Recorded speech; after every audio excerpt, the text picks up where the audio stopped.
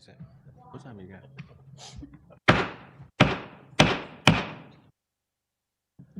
Good afternoon. This is the Budget and Public Employees Committee meeting. Today is Thursday, January 8th. It is 6:06. Madam Clerk, please call the roll. Alderwoman Sanye. Present. Vice Chair Browning. Alderwoman Velazquez. Present. Alderman Devoti. Present. Chair Aldrich. Present. President Green. Present. Vice Chair Browning. We have 5 present. We have quorum. Thank you, Madam Clerk. With that, we have established a quorum. Item number 3 of today's meeting will be the approval of the minutes. I'll take a motion to approve the minutes for Wednesday, December 10th, 2025. So moved. Second. It was moved by the Alderwoman from the 6th, seconded by the Alderman from the 5th. Madam Clerk, please call the roll. Alderwoman Sanye. Vice Chair Browning. Alderwoman Velazquez. Aye. Alderman Devoti. Chair Aldrich. Aye. President Green. Aye. Vice Chair Browning. We have 5 aye votes. Thank you. With that, Madam Clerk, we have established the approval of the minutes from December 10th, 2025. Item number 4 will be board bills for review. We do not have any. Item number, that was 4. Item number 5 is resolutions for review.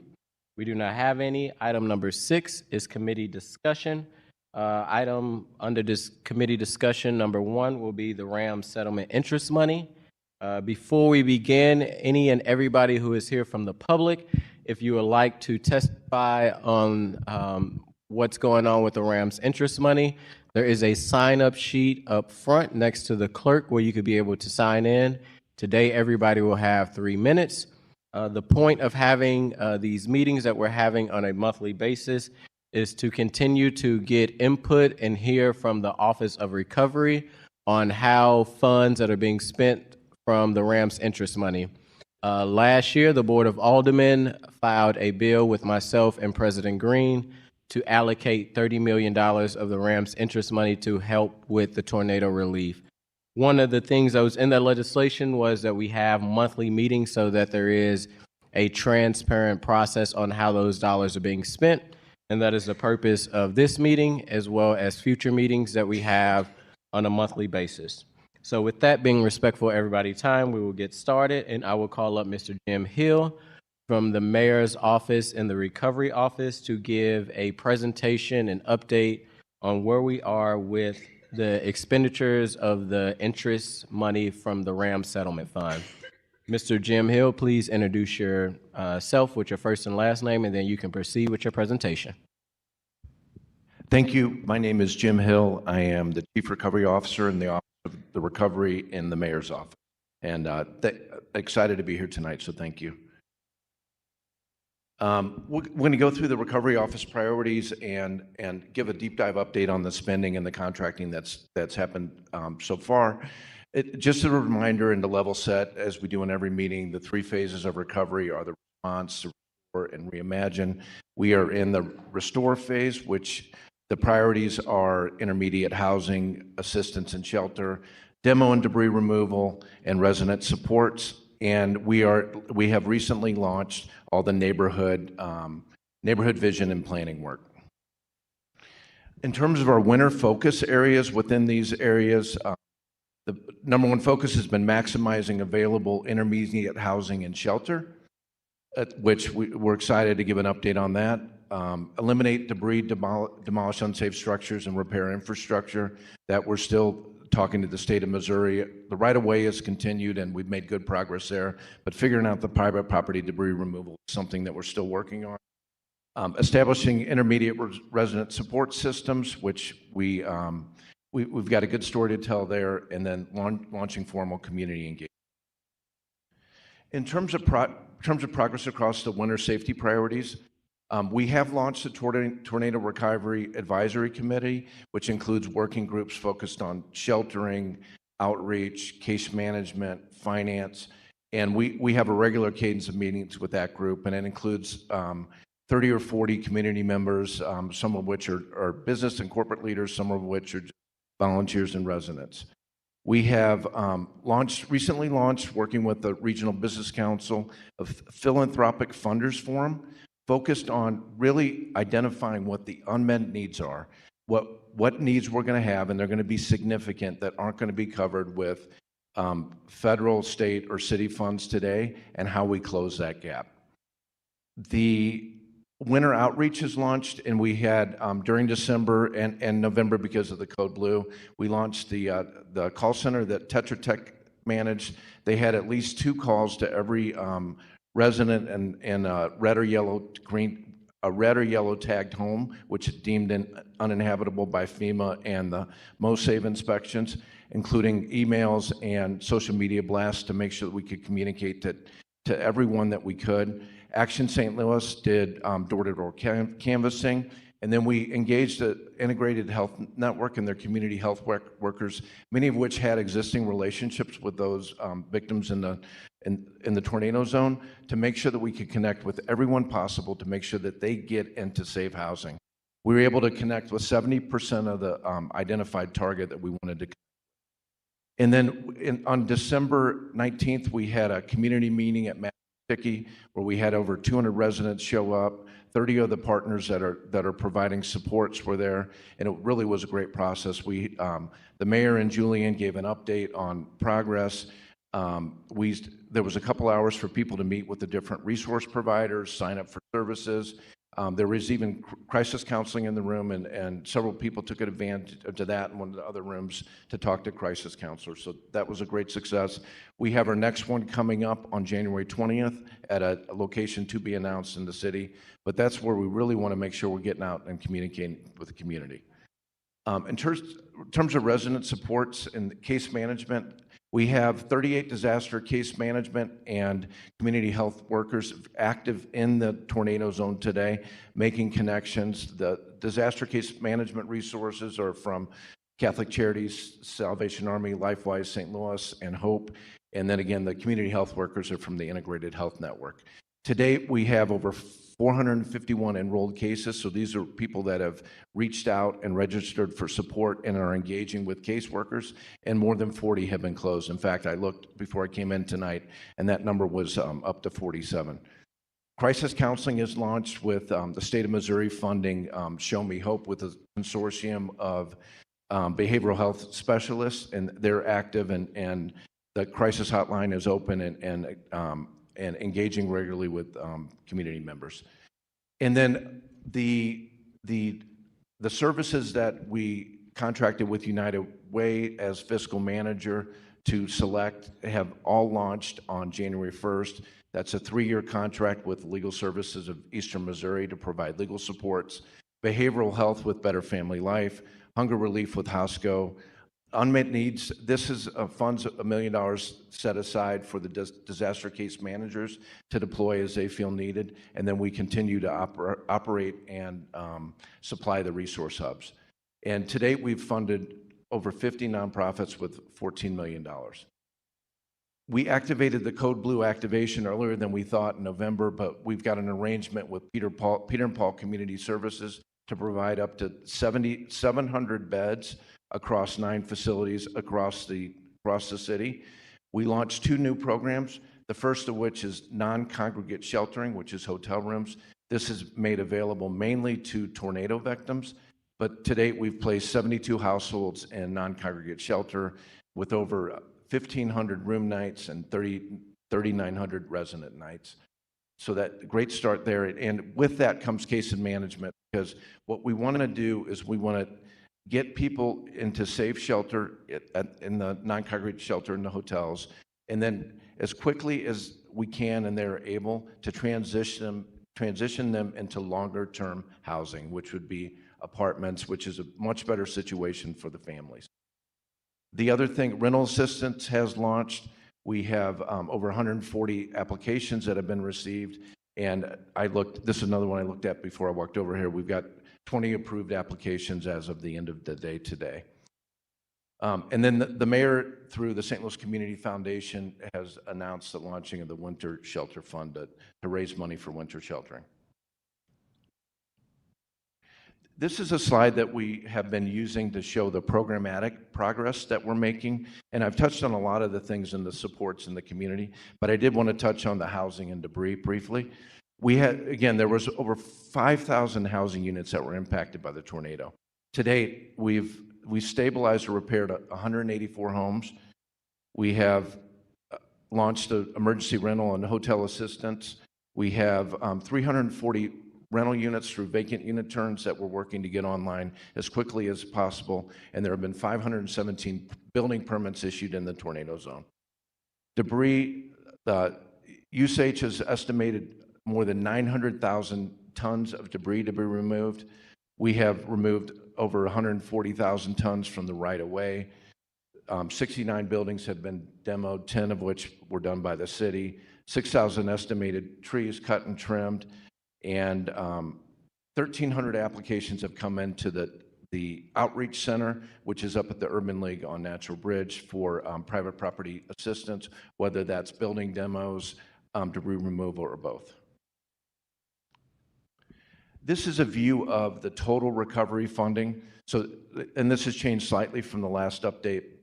We have $428 million total allocated, $124 million from the city, a little over $200 million from the federal government, and $103 million from the state of Missouri. Of the city, $124 million, $103 has been contracted or committed, and so that's counting the contract awards that have gone through the E&A process that we're in process of contracting, and $56 million have been spent. As you look at where those funds are going, $86 million to housing, almost $300 million to debris and infrastructure, over $40 million to supports, and then we have got a small administrative office running all this, including cost recovery and consulting support.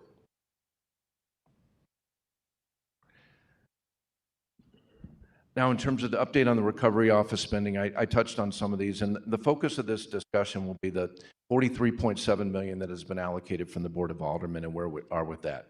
Now, 38.6 of that has been awarded.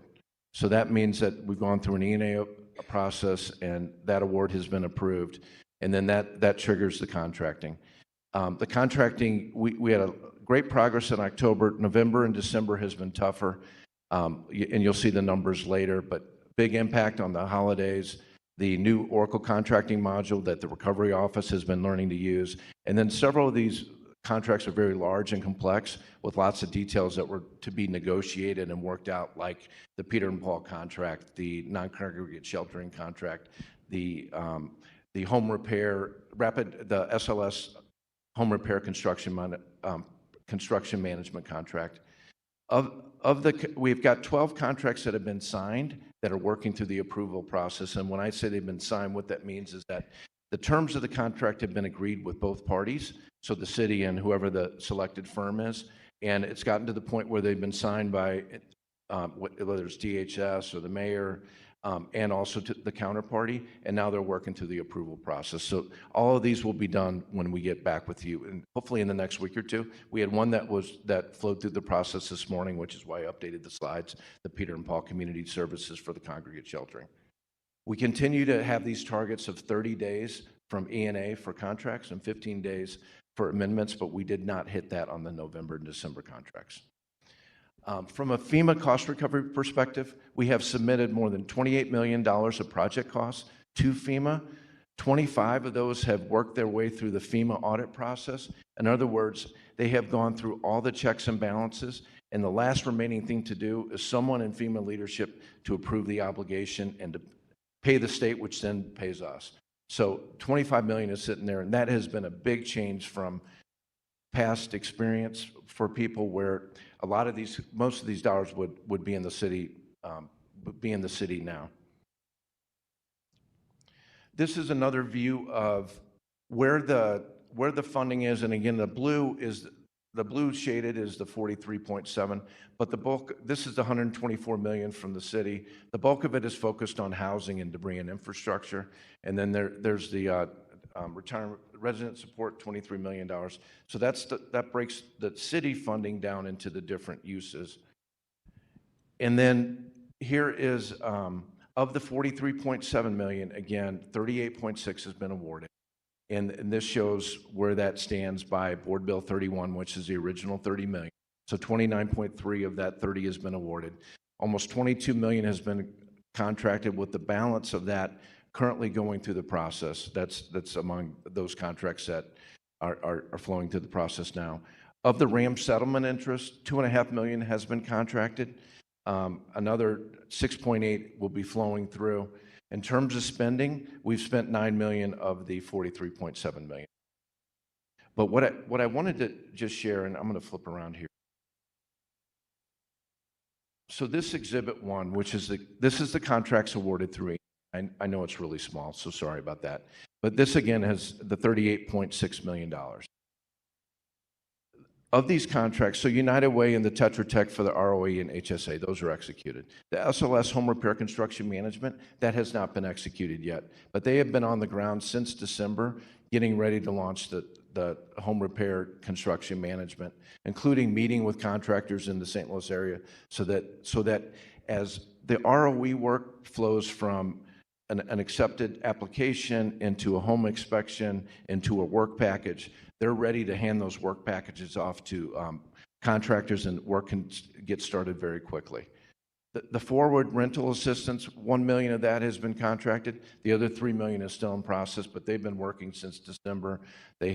We've funded them 1 million, and they've got the 20 approved applications that they will be funding here shortly. The Peter and Paul Community Services, 2 million, that was signed today. That's the winter sheltering. They started with the Code Blue operations in November, so that work started. SLS on the winter shelter operations, they're largely providing the non-congregate sheltering, so the hotel rooms for the tornado victims. That contract is not executed. It's in the process. It's been signed, but it is. They started in November, as did Tetra Tech, who are I'm sorry, there's no page number. It's Exhibit 1, though. Tetra Tech started as well. So all of these things, while the contracting could be faster, that has not slowed the work that is being done. And I wanted to reiterate that point. All right. So there's 5.1 million remaining of the 43.7 million has not been awarded. And that's being reserved for 650,000 for warming centers and utility assistant, 500,000 for a warehouse lease. Right now, we're in a warehouse that we're going to have to get out of by the end of March because CDA is selling the building. And then we've got another 4 million left for housing, largely winter shelter operations and additional vacant unit turns. This is the allocation. This really hasn't changed. And then some of these things are starting to close down. So the nonprofit support grants, those have closed.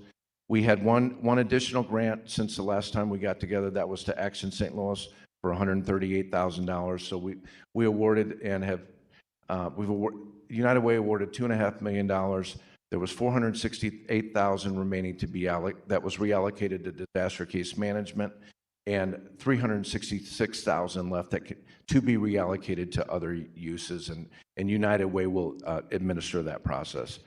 The disaster case management, we have the full complement of the 24 from the Catholic Charities, Salvation Army, Lifeways, and Hope that are out there actively in providing case management. And as I mentioned, we've got more than 450 cases and more than 40 that have been closed. The legal services, HOSCO, Better Family Life for legal support, hunger relief, and behavioral health, that all launched on January 1st. So those services are actively being provided now. And there are some remaining funds available to be reallocated. We did award $250,000 for Heat Up St. Louis for utility assistance since we were last together. And then there's that $650 that's remaining available for warming centers and additional utility assistance. The home repair, we're really excited about SLS. They're going to launch the home repair construction management program this month. To date, we have repaired 16 homes since the tornado, which is not a good figure. We are hoping that with the relationship with SLS, which is a leading disaster recovery construction management home repair firm, that we can do that that much a month, if not more. Our goal is to 20 a month and 60 to 80 over these next 3 to 4 months. On the winter sheltering, we've awarded $4 million, and again, we will, the non-congregate sheltering, we are going to need an additional $2 million that will be on the January 14th special ENA for the funds needed to support the non-congregate sheltering through mid-February, which is when that program is scheduled to end. The deposit rental census, as I mentioned, we opened that up in early December. We have over 140 applications received, 20 that have been approved through the end of the day today. The Impacted Tenants Fund, and I got this update this morning from Valerie Russell. The $260,000 pilot launched November 21st. Employment Connection is running that program. We have received 181 applications, reviewed 154, and awarded to 50 grants totaling $72,000. Of the applications we received, 28 were deemed ineligible. The balance of the applications that are being evaluated, what's waiting to be done is the Buildings Division going out to inspect the houses. At this pace, the Impacted Tenants Fund, the $260,000 pilot, will run out in early March, and so DHS wants to, for the special, they want to come and request the $1 million of this RAMS fund from Board Bill 93 to expand the program with that $1 million, and that will be on the February 11th special ENA. In terms of the ROE and the Tetra Tech Intake Center, we've actually received about 1,450 applications, and of those, 663 have requested home stabilization repair, 529 have requested demo and debris, and with 102 being demo only.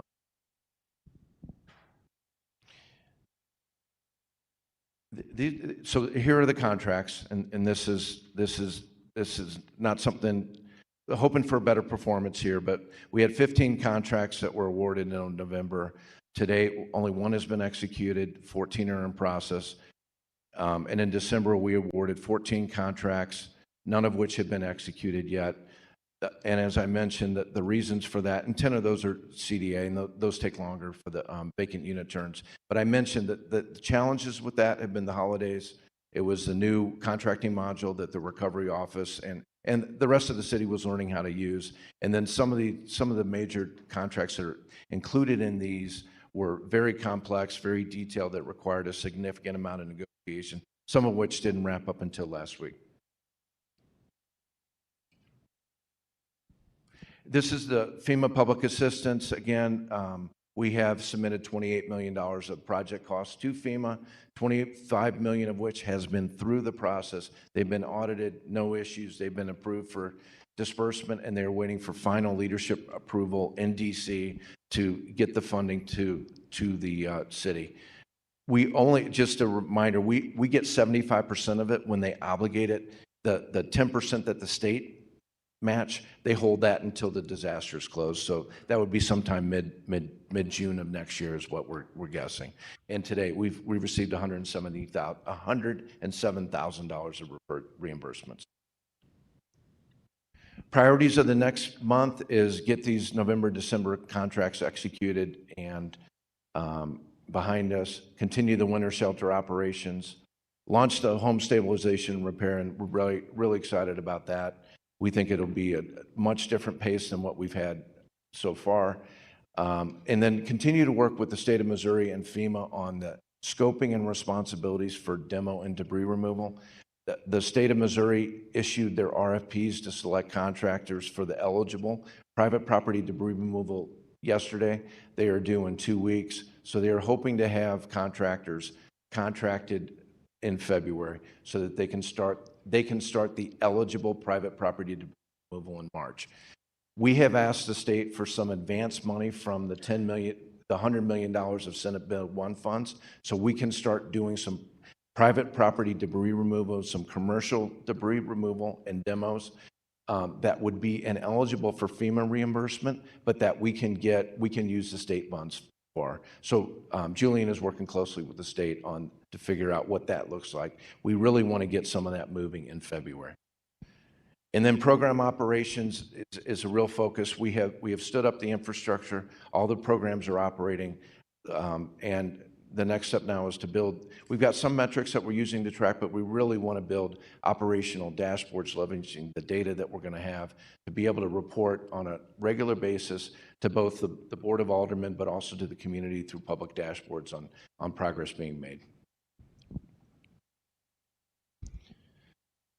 All right.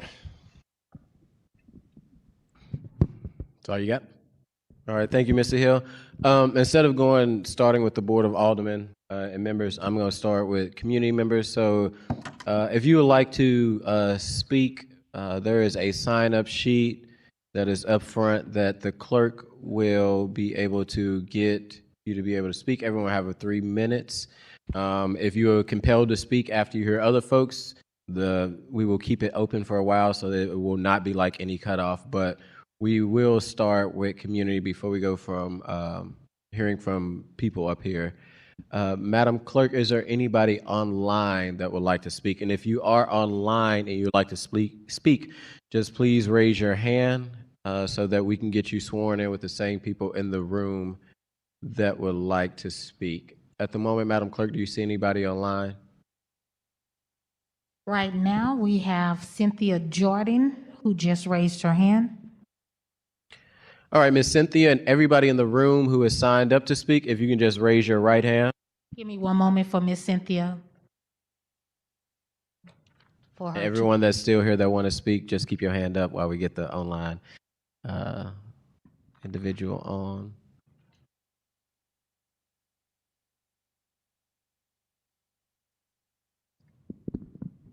Miss Cynthia, can you turn your camera on so we can see your face?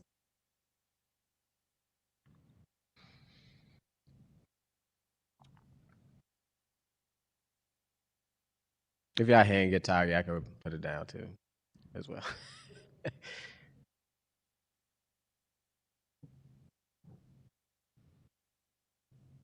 We can't see you, Miss Jordan.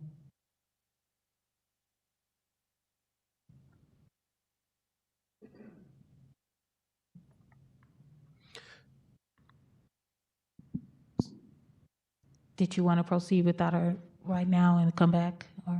Yeah, Miss Cynthia, if you could figure out your camera technology. Can you hear us in the room, Miss Cynthia?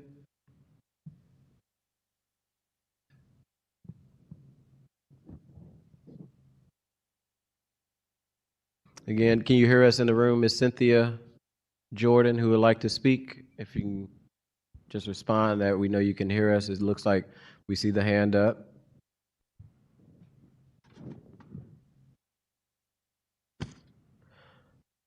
So if you can hear us in the room, Miss Cynthia, what we're going to do is we will absolutely wait as you figure out turning your camera on. It's showing a black screen right now. We will definitely try to come back to you to make sure your voice is heard. We see your hand is up. Your screen is just showing black. But if you can figure that out and then maybe go off mute so we know that you can, we also can hear you, that'd be helpful. But for everybody in the room, can you raise your right hand? Do you swear to tell the truth, the whole truth, and nothing but the truth? All right. Everyone will have 3 minutes. The clerk will go in order of people who signed up, and Miss Cynthia, we won't forget about you. We will go with the first person in the room. Madam Clerk, I'll keep time of the 3 minutes as you call folks. First, we have Michael McLemore. If you could state your name and the ward you preside in. Thank you. Thank you for that, Madam Clerk. Everyone who comes up, if you just state your first and last, also the ward, or if you're not in the city, where you reside in, if it's St. Louis County. Mr. McLemore, you have 3 minutes. You may proceed. All right. Michael McLemore, 12th Ward. Honestly, I'm disappointed. I'm sorry, Mr. McLemore. Did you say 4th or 12th? 12th Ward. Thank you. Greaterville, North Side. That time didn't count against you, so you're good. No, but yeah, I am disappointed in the lack of progress that we've seen so far. Again, for people who are losing track of how long it's been, we're approaching, I believe, 8 months in about a week. And honestly, there's too much calm around how slow this process is moving for me, honestly. I can remember almost a year ago exactly, ice on the ground, snowed in, it was fire everybody. Make sure you fire the streets director, everybody plowing, everything like that. And at what point do we hold people accountable for the speed at which recovery is happening? We just saw FEMA leak emails that half of its workforce is getting cut, so we can't really blame them anymore. We know that, or I guess it's been leaked, that the state money won't be out for RFP till maybe March. That's probably boots on the ground around May, all over again. So that's not gonna happen anytime soon. So at the local level, at what point do we start holding people more accountable for the lack of action that's happening? The lack of money's being spent, the lack of activity, or just recovery at all. This holiday season was much different for me. I still don't have a bedroom 8 months later. All of my neighbors are gone. There's 6 homes that have people living in them now. That's the situation right now. A lot of people have left, they're not coming back. They found better opportunities in the county, better opportunities outside the state, and a lot of it is due to the lack of action. We just saw Steve's Hot Dogs and the fountain shut down. Those are just like 2 of the bigger businesses that have shut down and moved. We're gonna continue to see that as this process does not speed up. There just has to be accountability somewhere. Again, last year, around this same time, fire everybody. The mayor out of town, she gotta go. Streets director, she at home, she ain't been on the street, she gotta go. Where's that same energy for this administration and this lack of activity right now? That's my biggest concern. Month after month, we hear that we failed to meet this, and it's just okay, we do it again the very next month. At what point are they gonna be held accountable for this? That's really all I got. Thank you, Mr. McLemore. That's gonna fall again. Thank you. Next, we have, I believe it's Waikisha Atkins. And everyone that come up outside of saying your name and your ward, if you could also just talk as close as possible to the mic, so everyone who's home and watching on YouTube, they can be able to hear the testimony that you all have as y'all came out. You can actually remove the mic and hold it. Okay. Perfect. My name is Waikisha Atkins. I am in Ward 10. Good evening, Board of Aldermen. Good evening, President Green. I recently did an interview with News Nation. It's a national news network. And originally, the interview was supposed to be about my work with the People's Response Fellowship, as well as my advocacy work following the May 16th tornado. You all know how news broadcasters and how this process works. It kind of got spun to more so the lack of FEMA response time and resources and all of that. But a couple golden nuggets that I was able to squeeze into my interview was the fact that organizations like Action St. Louis were the first to respond, literally next day having forms available for people to apply for resources, literally delivering supplies and resources to individuals' homes. For the city response and resources, that process is very challenging to navigate. In my work at College Bound St. Louis, I work with a lot of families, and I assisted them in completing applications and things of that nature. I had a lot of time to do that, and I can only think of those individuals that don't have the time to do that, gave up on the process, and these may very well be the same individuals that are living in tents on their property because they don't have resources and access. Additionally, just to copy what Mr. Michael said, the amount of resources that are being received is highly disappropriate to the amount of damage. He shared information about his home not having a room right now. If you saw that News Nation broadcast, there were live images of my home as recently as last month. Every floor has water damage and mold. All of the ceilings have fallen in on the second floor. You can literally go to the stairs and see the tarp. We had a lot of snow. Even floors falling in on our basement. We've applied for the impacted tenant fund, haven't heard anything. We applied when the application went live. At the close of that broadcast, they asked me what my hope was for this type of situation. And what I shared was to provide support, to advocate, even if this didn't affect you personally. Obviously, given the amount of damage, the path of the tornado, even after May 16th, we're in 2026, you can ride around North St. Louis City and see it is a lot worse than it was at May 16th. Outside of getting, tree stubs removed from yards, I can't tell you how much has happened. There are houses that are literally falling, bricks that are in the street. It's unsafe for people that are still habitating their homes if the home next to them is dilapidated and just not in good condition. So my hope is that we continue to do the right thing. I know as part of the People's Response Fellowship, as part of Action St. Louis, we've been talking about allocating all of the RAMS fund as it relates to the repairs to North St. Louis after the May 16th tornado. That is, given the amount of damage, given the amount of the interest that we have, and then the full amount, obviously that's the right thing to do. That's something that we're advocating for. And if you're curious, just take a ride through North St. Louis City. If you look on Google or something and look what it looked like May 16th, it looks a lot different now. Thank you so much for your time. Thank you. Thank you. Madam Clerk, before we go to the next person in the room, I think I can't see the name. Ms. Jordan?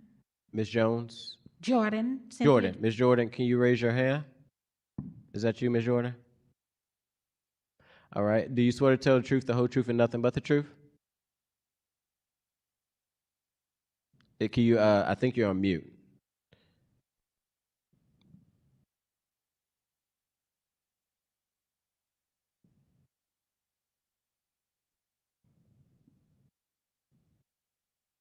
It looks like you got your camera to turn on. The mute button should be right by that camera feature.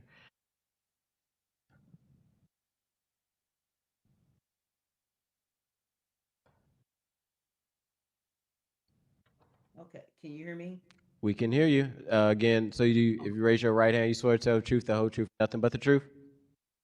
I do. All right, Ms. Jordan, you have 3 minutes. If you can just state your first and last name and the ward you reside in, and you may proceed. Thank you, Mr. Chairman. Good afternoon, Alderman, everyone.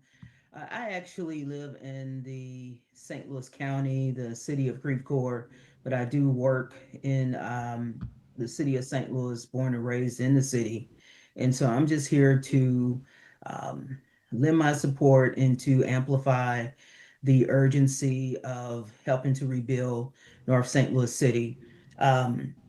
All of the RAM settlement money should go to North St. Louis. And as a banker by profession, I'm very concerned about the population of the city, as well as the lack of speed that we've shown in terms of trying to recover and rebuild, especially since, unfortunately, we don't have assistance from the federal government. And I do believe that the city of St. Louis needs help, and help in terms of bankers like myself and other key professionals, as well as corporate citizens, not just in the city itself, but really this is a regional problem.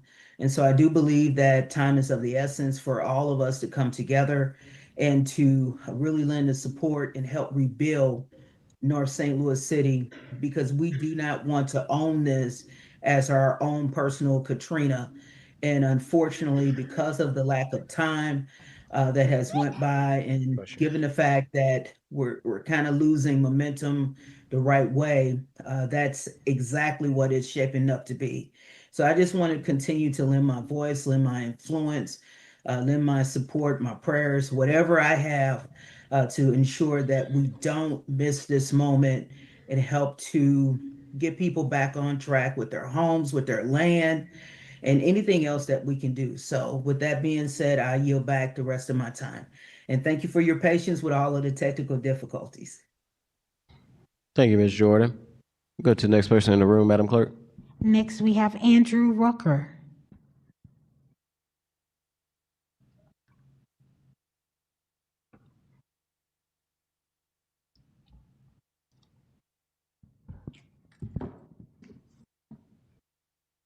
So I'll do it this way. So My name is Andrew Rucker, and I am of the 11th Ward. I'm the president and CEO of Pie Bankers Feed the Body Mission and lifelong resident of Northside. I want to thank those like Rasheen and Shameen and anyone else that's been helping us for standing in the fray for those who don't have a voice to speak for themselves. And like the last time I was here, if it don't apply, let it fly. For 237 days, we have sat and watched the blatant disrespect from local, state, and federal governments toward the neighborhood that I call home. From the continual empty promises from the mayor and her staff, the offensive photo shoots with the blacks to make it seem like it's cool and hip, or down with the poors, while still continuing to throw the aldermen under the bus when it's 2 out of the 3 members of the Board of Estimates and Apportionment that are and have been positioning themselves as the real opposition, and along with many other things that I don't have the time to list because I only got 3 minutes. Long story short, we are tired. We have watched local government say we're waiting for state to send funds, and then state to say we're waiting for FEMA, and FEMA to mess us around and not fully investigate and assess the homes that they visit and undercut what was that was owed to us and never reply back. If you haven't noticed, we are in this by ourselves. Every day, me and my friends on Newstead and Ashland, and let me show you something. It still looks like this. It still looks like on May 16th. Other areas that hold corporate interests are on a fast upswing to recovery, but not the North Side. My friends and I have been fighting nonstop without the support of an alderwoman who has been more MIA than a Loch Ness monster and should just quit at this point, even though she's rumored to be sitting on millions of award capital that's supposed to go to the community.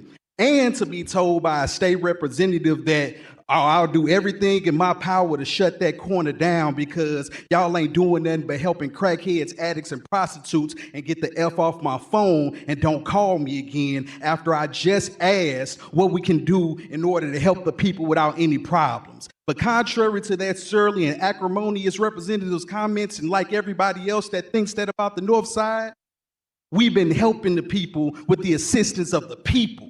Let me introduce you to one of those people that the state representative called a crackhead and refused to help. This is Kim Curry. She's a resident of the Ville and Walnut Park neighborhood. Kim is not a drug addict nor a prostitute.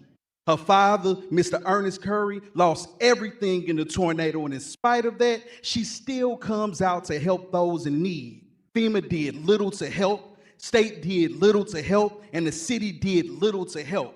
It hurt her dad so much that he slipped into a deep depression and never recovered from it. On October 27th, Mr. Curry was found dead in a home, and all Kim can think about is the last things that he said, man, they not gonna help us, and I'm not gonna never see my house back right. I need y'all to see these people, see the lives that you are affecting with your idleness. So while you're waiting for this team to release this and this team to release that, people are literally dying and their blood is on your heads, especially when you're sitting on hundreds of millions of dollars that can help us right now. Thank you for your time.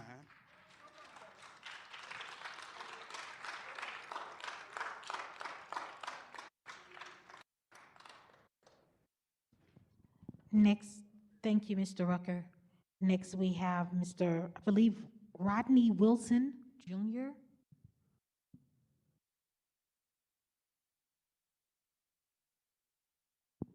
Mr. Wilson?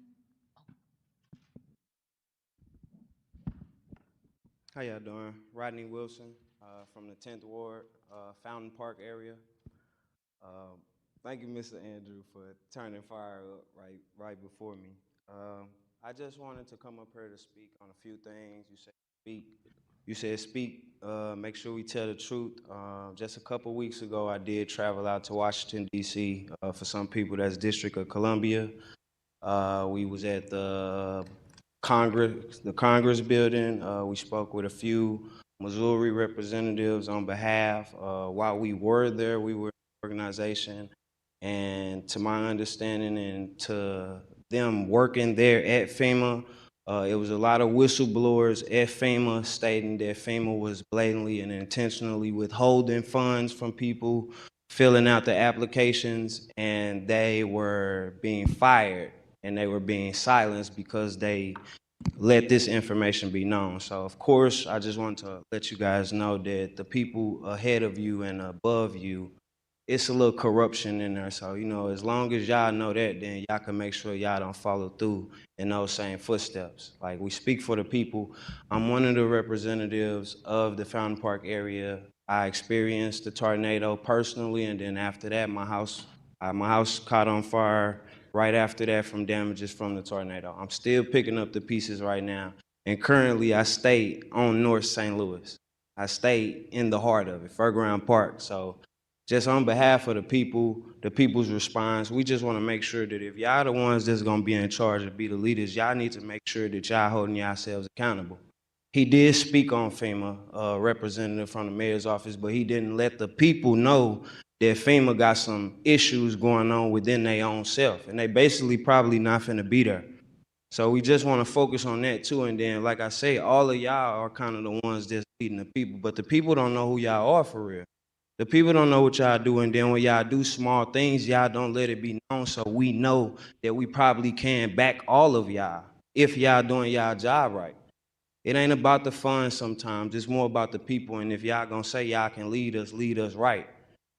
All we need is the people to come up against y'all to have a vote, but it's not to press anything to y'all, it's to acknowledge to y'all that we know who y'all are and y'all know who we are. Y'all the people who kind of in charge of us, sort of say, y'all lead us, and we the people who follow y'all. But if y'all don't let us know that we following the right people, then we don't care. And then you see chaos among the city, you see buildings not being built properly. I bet you if it was a soccer game that came next week, y'all, everybody would fall in line, it'd be funds, it'd be police downtown. But throughout the rest of the city, that don't work like that when it comes to funds, when it comes to money. So y'all know that. So I'm not coming at y'all, I'm just acknowledging y'all position.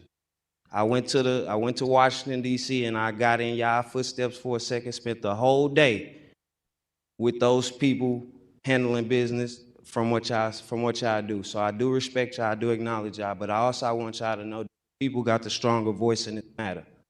So make sure y'all make y'all steps count every time, and we watching y'all. I just came, it was right before the Christmas break. So I'm staying on top of this just like y'all stand on top of it. Thank y'all for your time.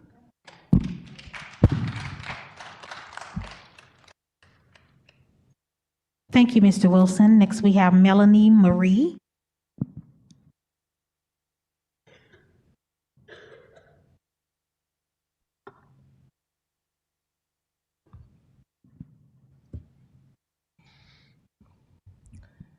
Good evening. I do have a prepared statement, but I had gotten really emotional because we really needed the reminder that these are lives that are being impacted by this delay. So I thank my comrade, Andrew Rucker, for his statement, and everyone else as well. My name is Melanie Marie, and I am the People's Response Organizer with Action St. Louis. I'm here today, not just frustrated, but fed up. And I speak on behalf of residents who have been forced to wait while the city continues to delay, deflect, and hide behind spreadsheets instead of delivering relief. Let's talk about rental assistance. The city proudly announced a rental assistance program, but here are the facts. 133 applications submitted, only 17 preliminarily approved, and not a single dollar paid out, not one. When new applicants call, they're told the funds are already allocated. Allocated to who? Because it's clearly not the people who have applied. This administration loves the word allocate, but my question is simple. When will the resources actually touch the hands of the people? Allocation without distribution is not relief, it's performance. We're told $43.7 million is available or allocated, yet only $9 million of that has actually been, only $9 million of that has actually gone toward meaningful on-the-ground support. That gap is not a rounding error. It's a failure in facts. You've also cited 184 homes rehabbed in 8 months. I need clarity on that number. Of those 184 homes, how many were truly uninhabitable before, and how many are now occupied by the residents who were impacted by the tornado? Because rehab numbers mean nothing if people are still displaced, couch surfing, or living in unsafe conditions through the coldest days. And finally, I want to correct the record regarding nonprofit funding in Exhibit 2 today. Action St. Louis is conveniently listed as receiving $138,000. What that document fails to say is that we were reimbursed, not funded.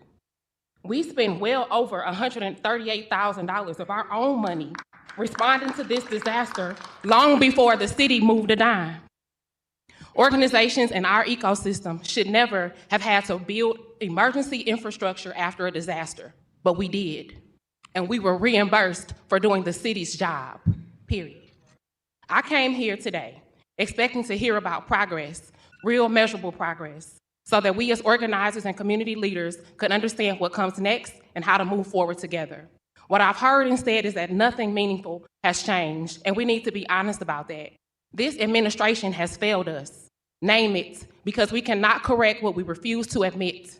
Continued denial only delays recovery and deepens harm.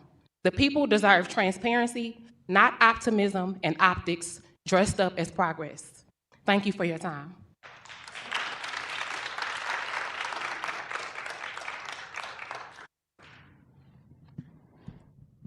Next, we have Ms. Dallas Adams of Ward 3.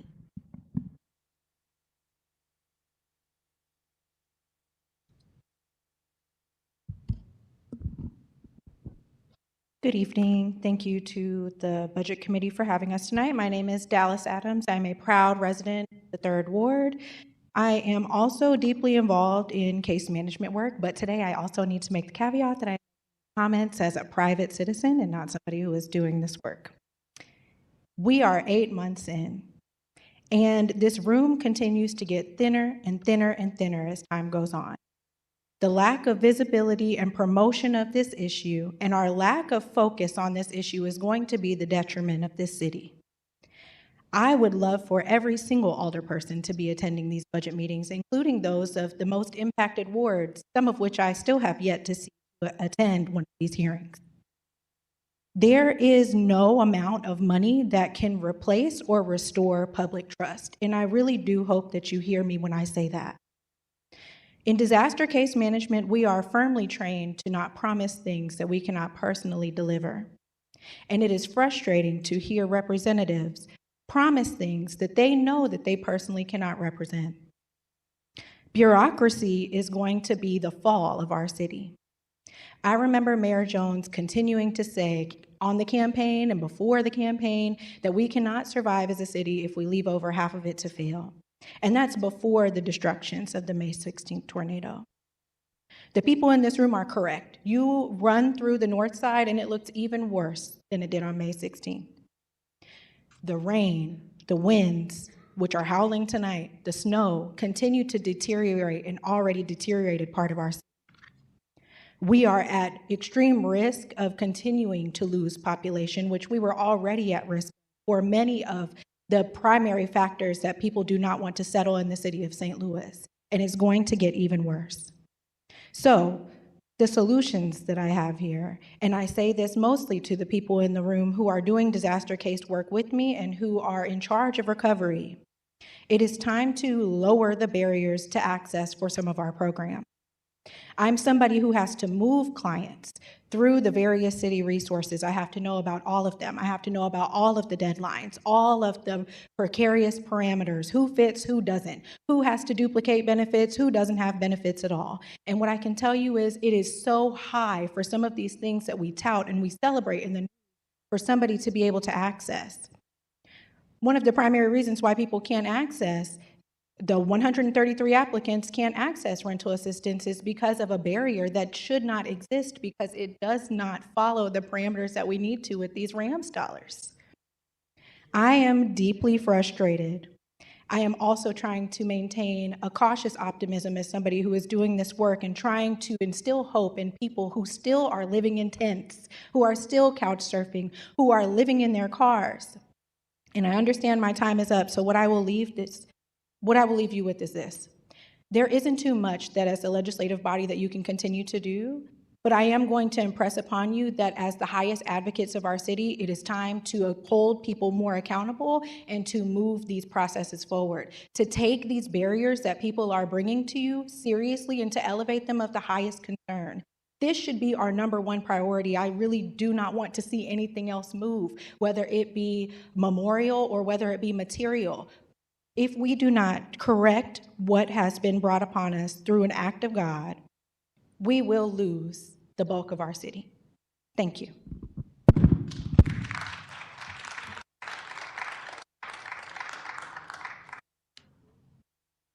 That would be all.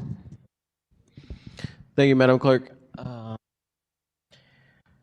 I'm going to jump around a little bit this evening before I go to committee members. I'm actually going to start off. If Mr. Jim can come up first.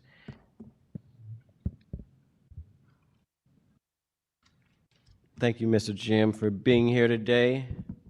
First, I'm going to give, I guess, the political answer or political comment and say this act of God was something that the city wasn't prepared for. This was something that nobody knew was going to happen. And I know you and many others in the Office of Recovery and the mayor's office is doing everything possible to try to make this situation right.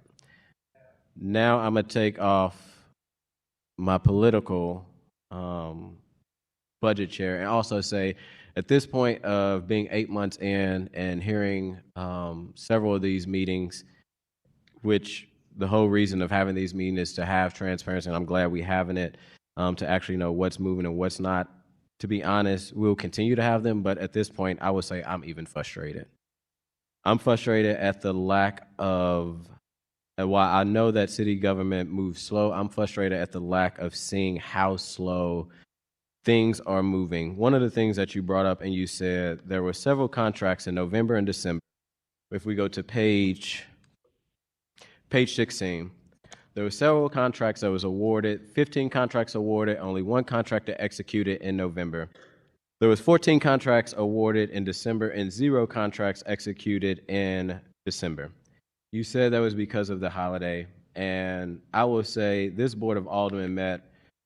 In November, the Board of Aldermen met three times. And in December, we met 6 times, meaning that regardless of a holiday is on one day or Christmas that is on one day, the amount of the amount of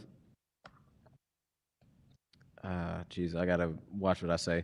The amount of urgency that is needed to be able to move these contracts and move these things, I can't understand how the excuse is because a holiday is why things move slow. So you said CDA was the reason that there was some slow movingness. It seems like in November there was 9 contracts in progress from the recovery office, 4 from CDA, 1 from the Department of Human Services. I'm not great at math. I'll take that as 9 plus 1 is 10, then plus 4 is 14. We minus 4 from CDA, which seems to take a little longer. 10 contracts and only 1 executed in November. Do you still stand by that the only reason that there was a lack of executing those contracts is because of Thanksgiving that is 1 day out of the month of November? If that's what came across, I'm sorry. Holidays were a factor, but it was the launch of the new contract module and people learning how to use it. And most significantly, it was several very complex projects that were being negotiated up until last week for several of them. But I'm not proud of these results and reported this transparently, and it is a focus, and we are going to get these executed and addressed. One thing I will say, I'm glad that there is, at least today, that there is this level of, if you want to say transparency, but I think for months we have continued to kind of hear, information that seems to be that everything's moving perfectly and that things are going great and grand. And then, we get to November, and again, in November, there was one holiday, just Thanksgiving. No, I know. And this isn't to be at you, but we are moving 8 months in, and we continue to have these meetings. And when I get to my next point, it just seems as if what is the urgency of getting some of these things done? And in the month of December, 14 contracts was awarded and 0 was executed. In November, 15 was awarded and 1 was executed. I hear there's a new module in Oracle. I hear that there's one day in both months there was a holiday, but I just can't wrap my head around how there wasn't even half moved. And again, November is Thanksgiving. December is Christmas. Alderman Aldridge, those are all very fair points. And I know I tried to make this point. All of these partners that executed these contracts with us, they all started working after the ENA approval. That was their notice to proceed. They all started working, and they're all working at some risk, but the work started when the contracts were awarded. Okay, let's move to page 11. The reason of these meetings was that we were supposed to hear the amount of the Rams interest settlement that was spent. Over time, you all are now including Board Bill 31, Board Bill 93, Board Bill 94, and 95 in those amounts as well. But let's just stick to 31, and then we will also get to 93, 94, and 95. Within 31, that was $30 million that was supposed to be allocated. To be very clear, $30 million isn't needle when you're talking about $1 billion storm in North St. Louis, right? But the board said, hey, we need to do. The Board of Aldermen gave, I think, a lot of power to the administration to say how these funds are going to be moved. Here we are 8 months later, just with Board Bill 31. $30 million has been, that was what we did. The members that are back here, we passed the bill. 29 has been awarded, and as of to date, only 8.5 million has been spent. I'm not great at math. I know half of, let me just say, I know I'm not great at math. That's less than 50% spent. More than that. What is the reason that we haven't even got 8 months later a majority of 50% of 30 million spent out the door? So again, the key metric is the awarded, because that's when the services start being provided. So the delays in the spending are one, until we have a contract executed, they can't invoice us. And then these contracts, especially the large ones, I'm trying to think of it, the ROE work, $5 million contract executed with Tetra Tech. They bill as they do work. So it's a $5 million contract that it may be a year long that they're doing work, and they're billing $400,000. Okay. But your point is well taken. We need to be better at executing these. And the reason I bring this up is because at the end of the day, I think the point of these hearings, again, I think we're aware that you guys are working hard, but we don't want these meetings to be where it looks like that we as a Board of Aldermen are playing in people's face, because this is the same area that, not only do I just represent in some areas in College Hill, but actually I have to be held accountable, as people have said. And when I look at these numbers, there's no way that I can go back in confidence and say I feel proud that we are moving in an efficient way to kind of get these things out the door. First month, July, when we passed the bill, August, yes, things were being set up. September, October, okay. We're talking about almost being a year out, and still money is not moving. Going to Board Bill 31 on that same page of 11, Board Bill 31, 93, 94, 95, 43 million.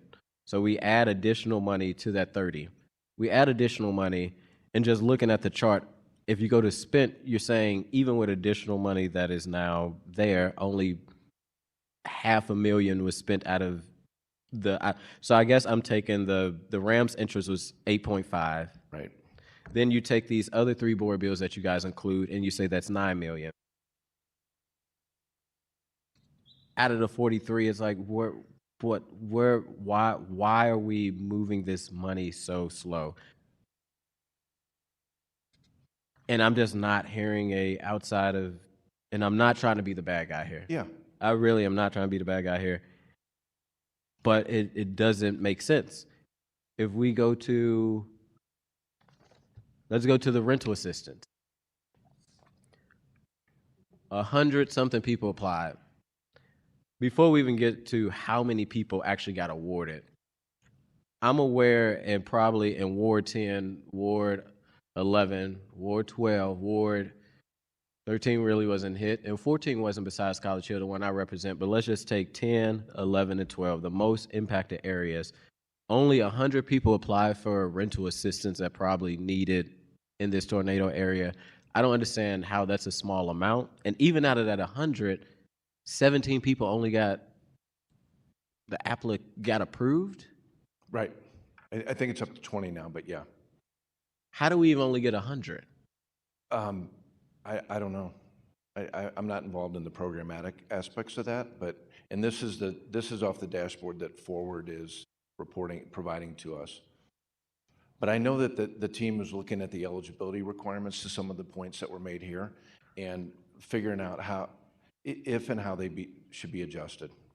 And I think there's somebody in the recovery office that, as we, in all transparency, there, had a call with some alders in the recovery office of next steps, or what's going on, is aware of how that process happened. I think when we have these meetings, especially as we get closer and closer to a 1 year, if things aren't moving, more and more people are going to be upset. That is important to make sure that key people from the recovery office that we allocated money from, that money is being spent to pay salaries, are actually here to be able to answer those questions. Impact Attendance Fund. It seems like that is a program, and I did hear somebody earlier, probably need to be better. But so there is a request to move additional money from that Impact Attendance Fund, the $1 million that the Board of Aldermen passed with the support of Room 200, but to move that so that more money can go into that. I hear you saying in March. If more of those funds are being spent, and it seems like that's the only program that money is actually moving fast, I would just maybe encourage, before we wait till March to run out, that ENA, which that is meeting, special ENA or the recovery office ENA is meeting bi-weekly, that we probably move forward with putting more money to that to make sure that people can be supported in that manner. I'm gonna go to my committee members, but I will say, Jim, I'm not trying to blame you, but it is not only frustrating to the people that are coming, it is frustrating to see the lack of money that is getting out the door. And we haven't even talked about, I haven't even got to debris and private property and not getting that money from the state. And we'll probably still be talking about debris removal in May, a year later, after the tornado, and we can't even figure out how to remove the debris. And we want to be a support, but it is frustrating to see the lack of money that is moving, especially when we talk about in November and December, and we just say because of a holiday. I hear Oracle, but 15 to 14, several contracts awarded, and literally 15 plus 14, that's 29. And out of those 2 months, only one contract was executed. It's hard for me to kind of defend the work that is happening from the city, to be honest. That I will go to the Alderman from the 9th, if he is online, Alderman Browning. Alderman, can I clarify one thing on the Impact Attendance Fund? So what I tried to communicate, and maybe didn't come through, is so DHS has forecasted that the funds at the current pace, the $260,000, will run out in March, which is why they're going to put a request for the $1 million from Board Bill 93 to replenish those funds at the February 11th special ENA. So that'll get approved, and then we'll have those funds before March. And I want to be clear, I'm glad to see the Impact Tenants Fund, and that was something before the tornado that the community has been saying, hey, we need to do something. It took for a very long time to be able to put funds there, and I'm transparent even before the current administration, and we got it going now, and we need to also talk about right to counsel as well, putting money there. But I am glad to see that moving. I'm just hoping that as that money, it seems like that's a program that's working, that community has called for, that maybe we think about what that looks like to monitor that one program that is working. But there's so many other programs, so many other contracts, things that need to be executed and moving at if not the same speed of Impact Attendance Fund, a lot faster, as we are literally 8 months in, damn near almost a year from the tornado dropping, and And as somebody said, like people still living in tents and all type of things. So Alderwoman Sanye. Thank you, Chairman. I'll just start by just thanking folks from the community who are here. I know it's like Thursday, you could be doing anything and you're here, so I'm glad that you all are here. I guess this is a conversation I want us to have as a committee too. I appreciate you being here, but I think there's a little bit of disconnect when it's you and not Mr. Nix, when he's the person who we see all the time and who we see at community events and who are on our calls and is kind of the point person. I know he's got a lot of responsibility, as do all of us, and I just think it's a great signal to the public that the head of the department is taking the time to be in front of us, especially because you are addressing the aldermen and be able to get them answers. And so I think that person who's running point, maybe both of y'all, like no problem with him staff, but I just, I feel like if a person comes in front of us when we're giving money out, they should come in front of us when we're still giving updates on how the money is or isn't moving. So just wanted to put that out there and put that out there to my committee members, that that's also just a preference of mine, that we have that conversation about who's here. And again, no problem with your presence, but maybe just in addition to. I have a few questions about just what's in the material in the presentation. In the response period from May to July 2025, it says basic infrastructure, electricity and traffic lights, clearing up the right-of-way, debris and public property. I guess my flag here is like I just feel like a lot of things that we put under response for that period, we're still doing. And so I just don't think that slide presents a realistic depiction of where we are, because there are people who still need those things that are in that respond period. No, that's a fair point. And then to that end, one of the things mentioned in the restore is just the demolition and debris removal. And I was just curious about, I know with the LRA properties and private properties, we have to kind of go through specific processes. I understand that we kind of made it so that there could kind of be emergency declarations for demolition to help us kind of get through things. How is that playing out? How is the information being tracked if we're doing those emergency accelerations? Just curious about that, because I also know that the bylines that are state and federal are really specific and ask for a lot of specific data. So I just wanted to hear how that is going. Okay, and I'm not super close to that, but I do know that we have created sort of checklists to manage through that process to make sure that we are maximizing the eligible FEMA reimbursements and then leveraging the state funds for the stuff that's not going to be eligible for FEMA.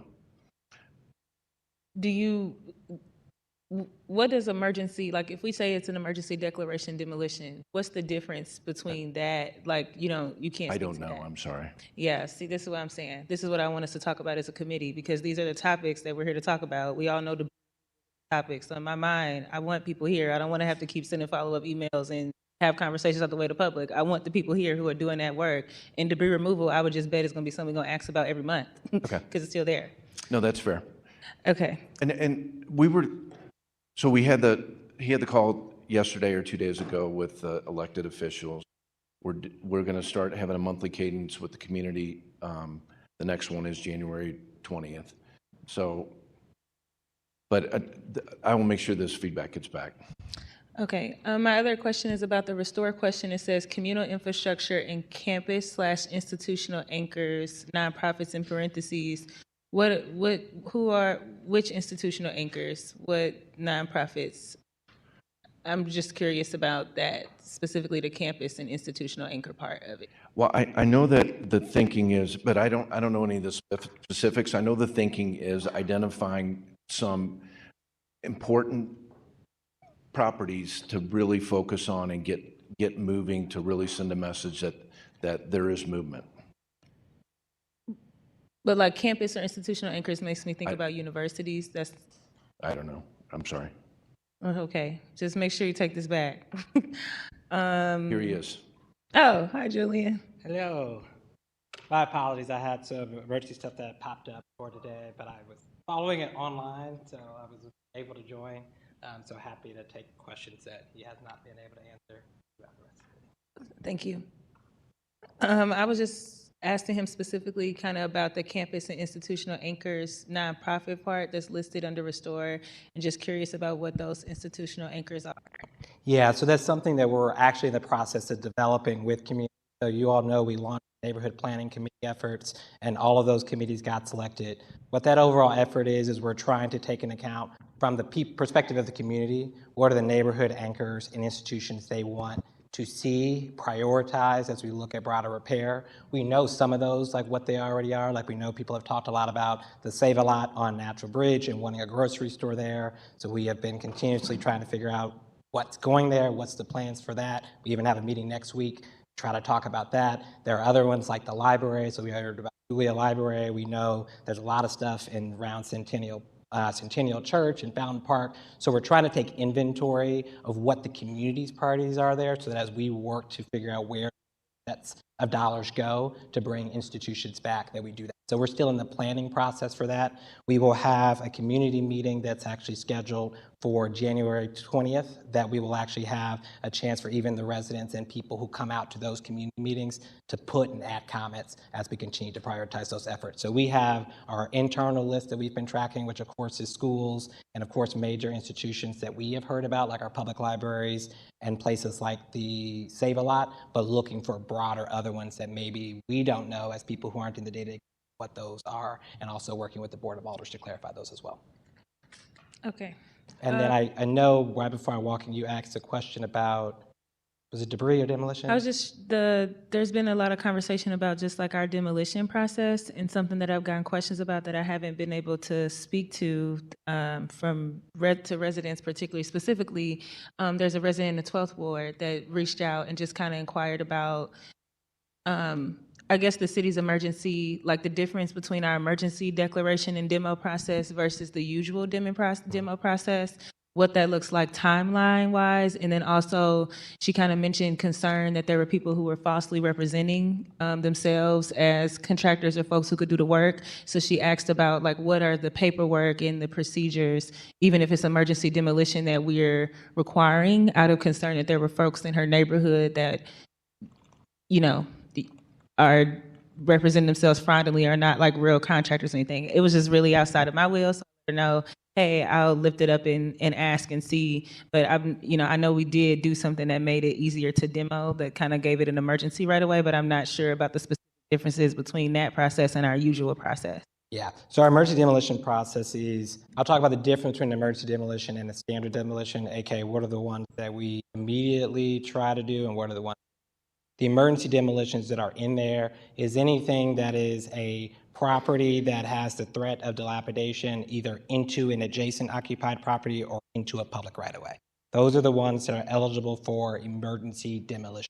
I do know we had a slowdown and that we have a slowdown still in that emergency process, that it's mainly come from lack of protocol following on a lot of those demolitions from a wedding. Okay.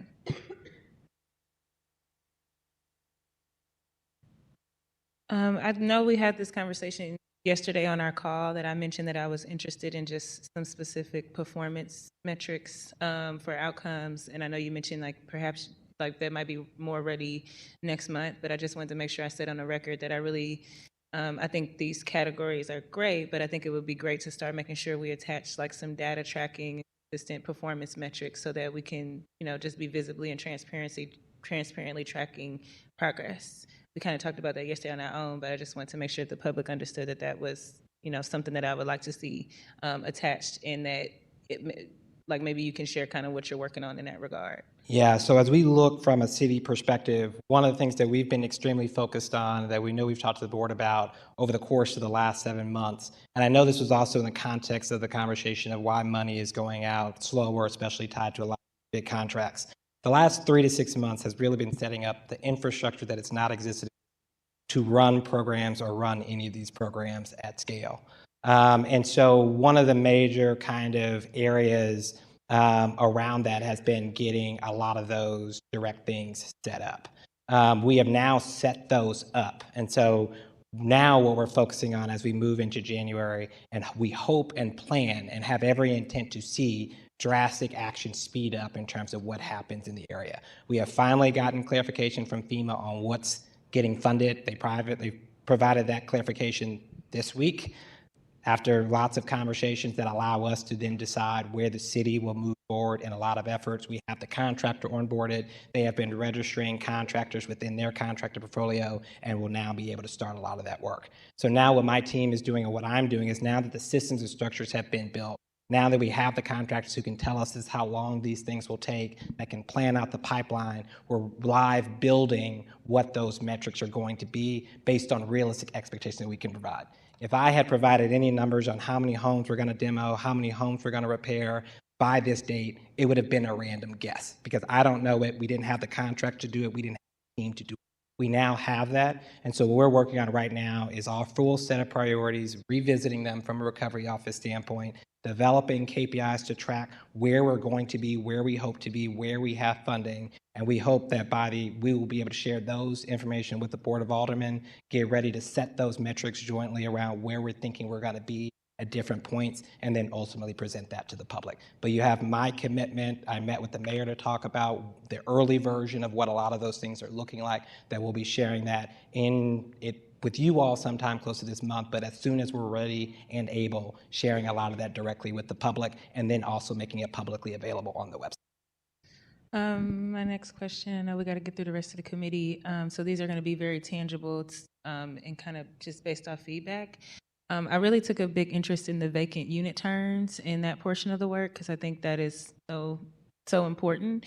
But when I talked to a lot of like the affordable housing providers, they all stated that there was a significant delay with CDA in terms of them getting the money. So I'm curious, the funds for vacant unit terms specifically, for the sake of this committee, because I know CDA is a couple of different things, but for this specifically, is that funds in from Catholic Charities? Is it state money?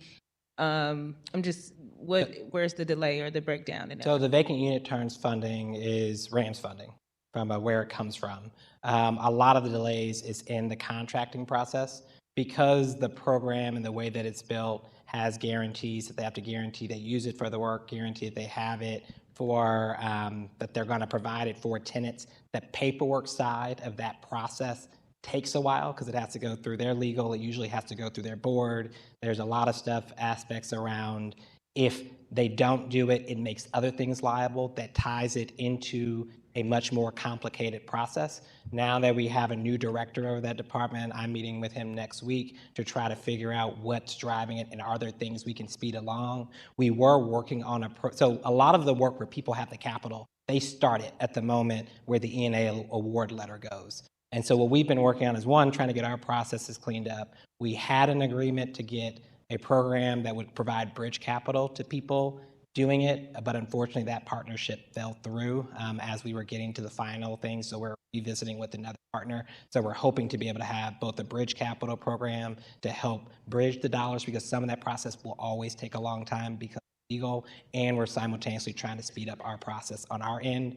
Agree, and I recognize for everyone here, it's extremely frustrating. It's unacceptable, but we are moving as quickly as we can to try to solve a bunch of bottlenecks that have existed in the city for decades that we're trying to fix, understand, learn, and continue to improve. But that's what we're working on with that program. Process, that's per unit.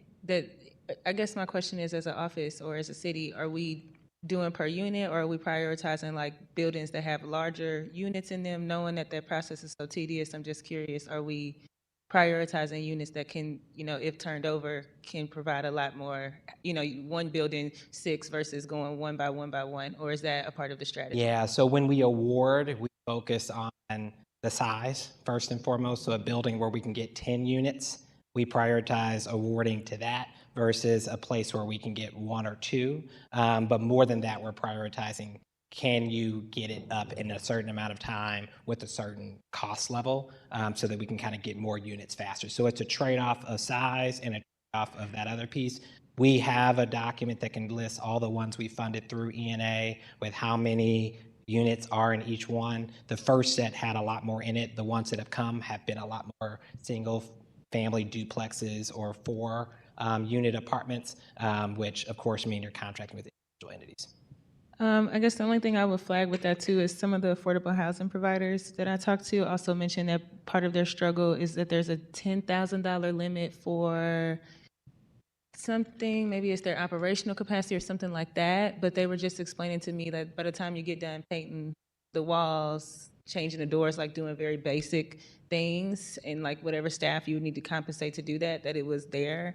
That might be a conversation. I don't know if that's from legislation that we have that limit set. I but- will acknowledge, so the last CDA director, the limit for that program at $10,000 for the cost of a repair. And I Yeah, it's don't not feasible. think that was the right decision. So we are revisiting that. We did get we did get quite a few applications for it being within 10,000, but we're gonna probably need to reconsider reopening up the vacant unit turns to a broader group. We should have released it with a much higher cap and then just allocated dollars first to the lower cost units, but that's not how the program was executed by the last director. Yeah, I would say like as soon like that was like it was three of the folks that I met spent quite some time harping on that being a real barrier and basically just kind of impacting the overall quality of improvement and being stuck there because of that cap. Yep. I guess taking us a little bit back to the rental assistance question, which I know we spoke about yesterday, it was mentioned today by folks who testified before us.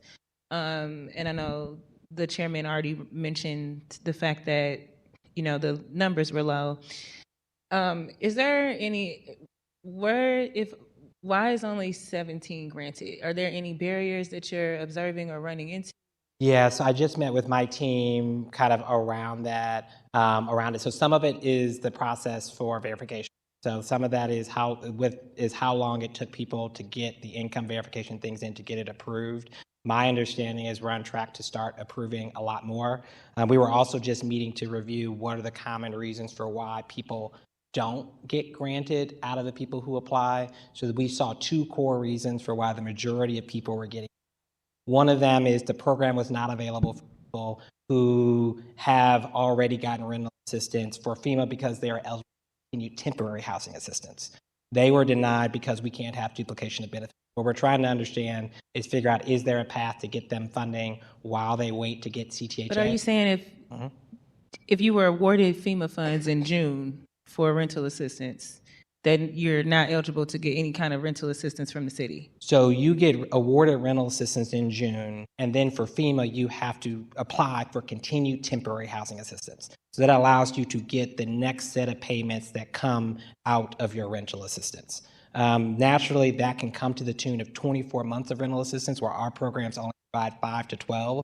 So our biggest priority is making sure they are eligible and can get the FEMA assistance, and we don't endanger that assistance because it's much greater than that alone. So what we're trying to work through with legal, because the city can be held responsible for duplication of benefits that can cancel their entire benefit.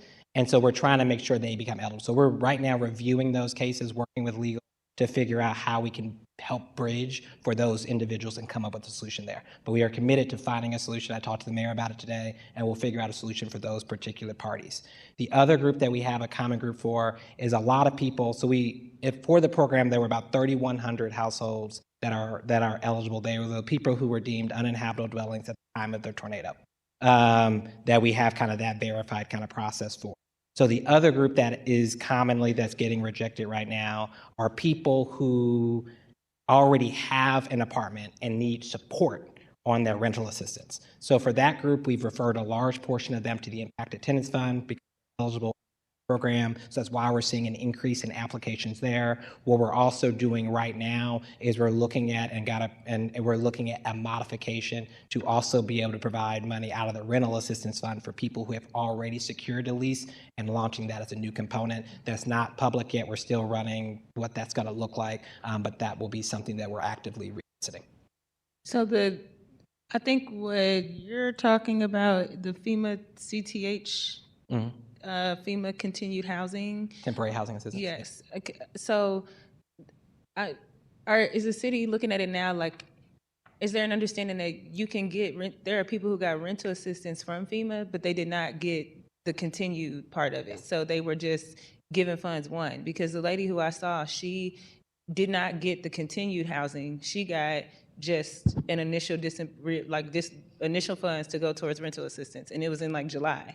But she was told by the city that you can't, because you got that, you can't get it. And I understand the continued program, but the continued program is very different. They have to show they only get reimbursed if they're able to provide those receipts for reimbursement. Like, I was able to talk to like folks in depth about that process. I'm not talking about those individuals because they can get it from 6 months to a year and they get granted that and it's clear. You can kind of see it in the little chart that they have online from when they apply for the benefits. I'm talking about the portion of residents that just only got a certain amount of funds granted to them one time, but then are now being told you're not eligible for rental assistance. Like, you got $2,400 in July. Rent is expensive. So Okay. Well, come talk to me. The reality is that no one should be getting, so one, we've realized that there have been aspects of denials, and my team's going through live and reviewing every single denial. So we have contractors that do the work. My team is checking the work. We saw that there were a high number of denials, and we're digging into every single case to figure out the nature of the denial, figuring out if it's a gap in the program, if it's a misunderstanding with the vendor, and what that is. From a public perspective of the intent of the program, it is mainly for people who got rental assistance who are qualified under FEMA for CTHA that should be getting denied. If there's anyone where that is not the case, you should refer them directly to our office. We've set up a special appeal. We're trying to set up an appeals process to flag all of those, but my team is now paused sending out denial letters. I told them to effectively pause sending out any denial letter. And we will review as a team any hand cases that got denied, figure out the situation before we send an official denial letter. There are a group that got denied already that we're working to follow up with on patients, but that was the core issue that we're seeing there. So we are resolving it, we are aware of it, and we hope to have that addressed soon. And we'll have an update for the entire community in the community meeting for anyone who attends that got denied, that had issues. We will have staff on the ground that are positioned to help directly with situations like his in that community meeting we're having on January 20th to help respond to that. And meanwhile, my office is still actively those types of cases daily. okay, thank you. Well, I'm glad we got somebody Come talk to me and get connected today. I'd love to hear more.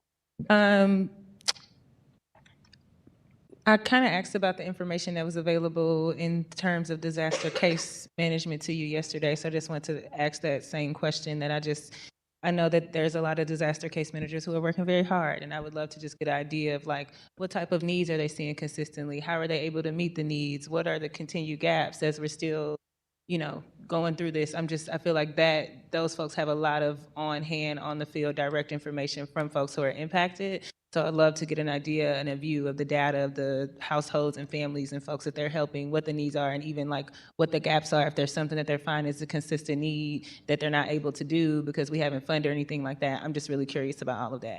Yep, I know my team has we set up a group for the disaster case managers that's meeting regularly. I don't know if it's with the disaster case managers directly, but I'll ask, I know I've asked us to look at, as we've worked with IHN and brought them on board, we're learning what the process is. We have not had that strong of a relationship with the disaster case management group since it's managed a little bit differently by the nature of the program, but we'll provide that feedback in our next meeting. I think we have a meeting in 2 weeks again with the briefing, and I'll see if I can get you any answers between now and the next meeting. Thank you. My previous question I asked before, but we were very early on. We were trying to get an idea of the affected properties that are now owner occupied, and I know we've been working with the STL city permits and Ptolemy, and even some of the NISs have been working on that. So I was just curious about where we are with having an understanding of how many, the tornado, how many properties did it affect that were owner occupied, like that specific number, because we got like a very general number earlier. Yeah, let me re-get that number.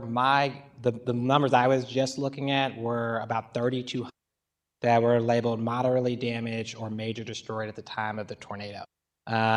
So we had about 3,200 was our count.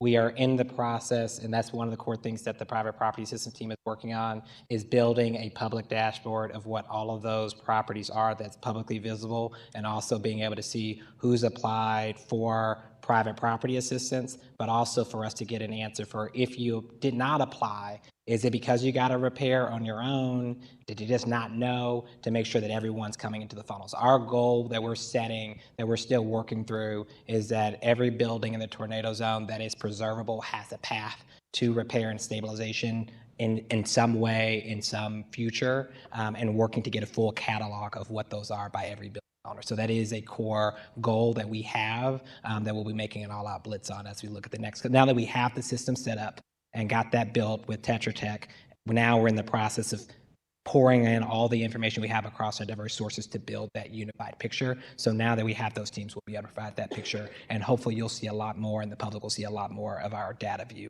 on those over the upcoming weeks. Okay. Just two more questions, committee.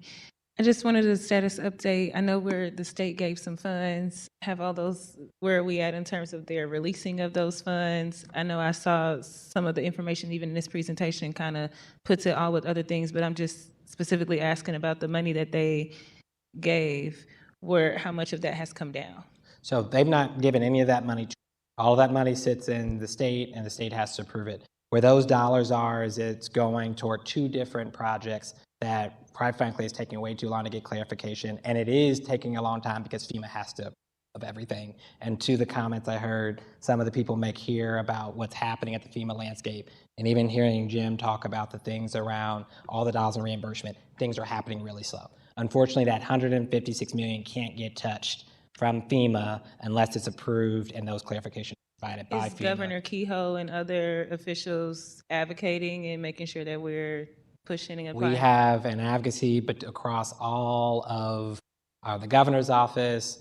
We're on the phone with Eric Schmidt. We're on the phone with Josh Hawley, trying to drive everyone to drive the approvals kind of where we can and with that speed. We did get a lot of the clarifications we needed this week and working through it. But the bigger process is taking a long time. It took a long time to get the initial project approved, and then it took a long time to get the details ironed out with FEMA. We have now gotten most of that ironed out. The contract, I think I heard Jim mention earlier, for the demolition services got launched yesterday. It's still annoying because it takes a while. They're going to have it open for 2 weeks. They're going to have to award it, and then contractors will start on the ground. The state is still not giving us a firm commitment, but we are expecting it to be in March. And I was even on the phone with State Rep Collins and other people to talk about how we continue to try to drive getting to clarity on that from a state perspective. And we're hoping that they may even join us for some of the community meetings that we have coming up. So that's the focus of that. In terms of the $100 million, the state is putting all of the 25% local match that's required for funding. And I'm sorry to be technical, but it's important that we know how complex it is. And this isn't complexity, it's the FEMA complexity.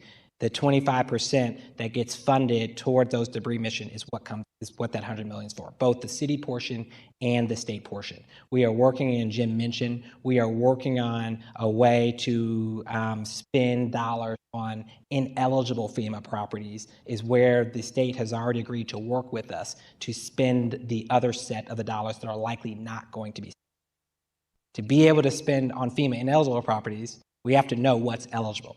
We are just now getting a response from a letter we sent weeks ago to FEMA on what is eligible so that we can be ineligible. And unfortunately, the governor's office was very strong that they didn't want duplication of benefits. So until we knew what was eligible, we want to spend other funds on potentially eligible properties at the moment. And now that we have more of that clarity, we should be able to start much more of the debris efforts as we look at February. And so that's the timeline Jim indicated earlier, as February being the hope of the city launching non-FEMA eligible debris. And then the hope is being that in March, the state's full debris mission will be running. So that by February, by the beginning of March, we'll have a full-scale debris mission operational.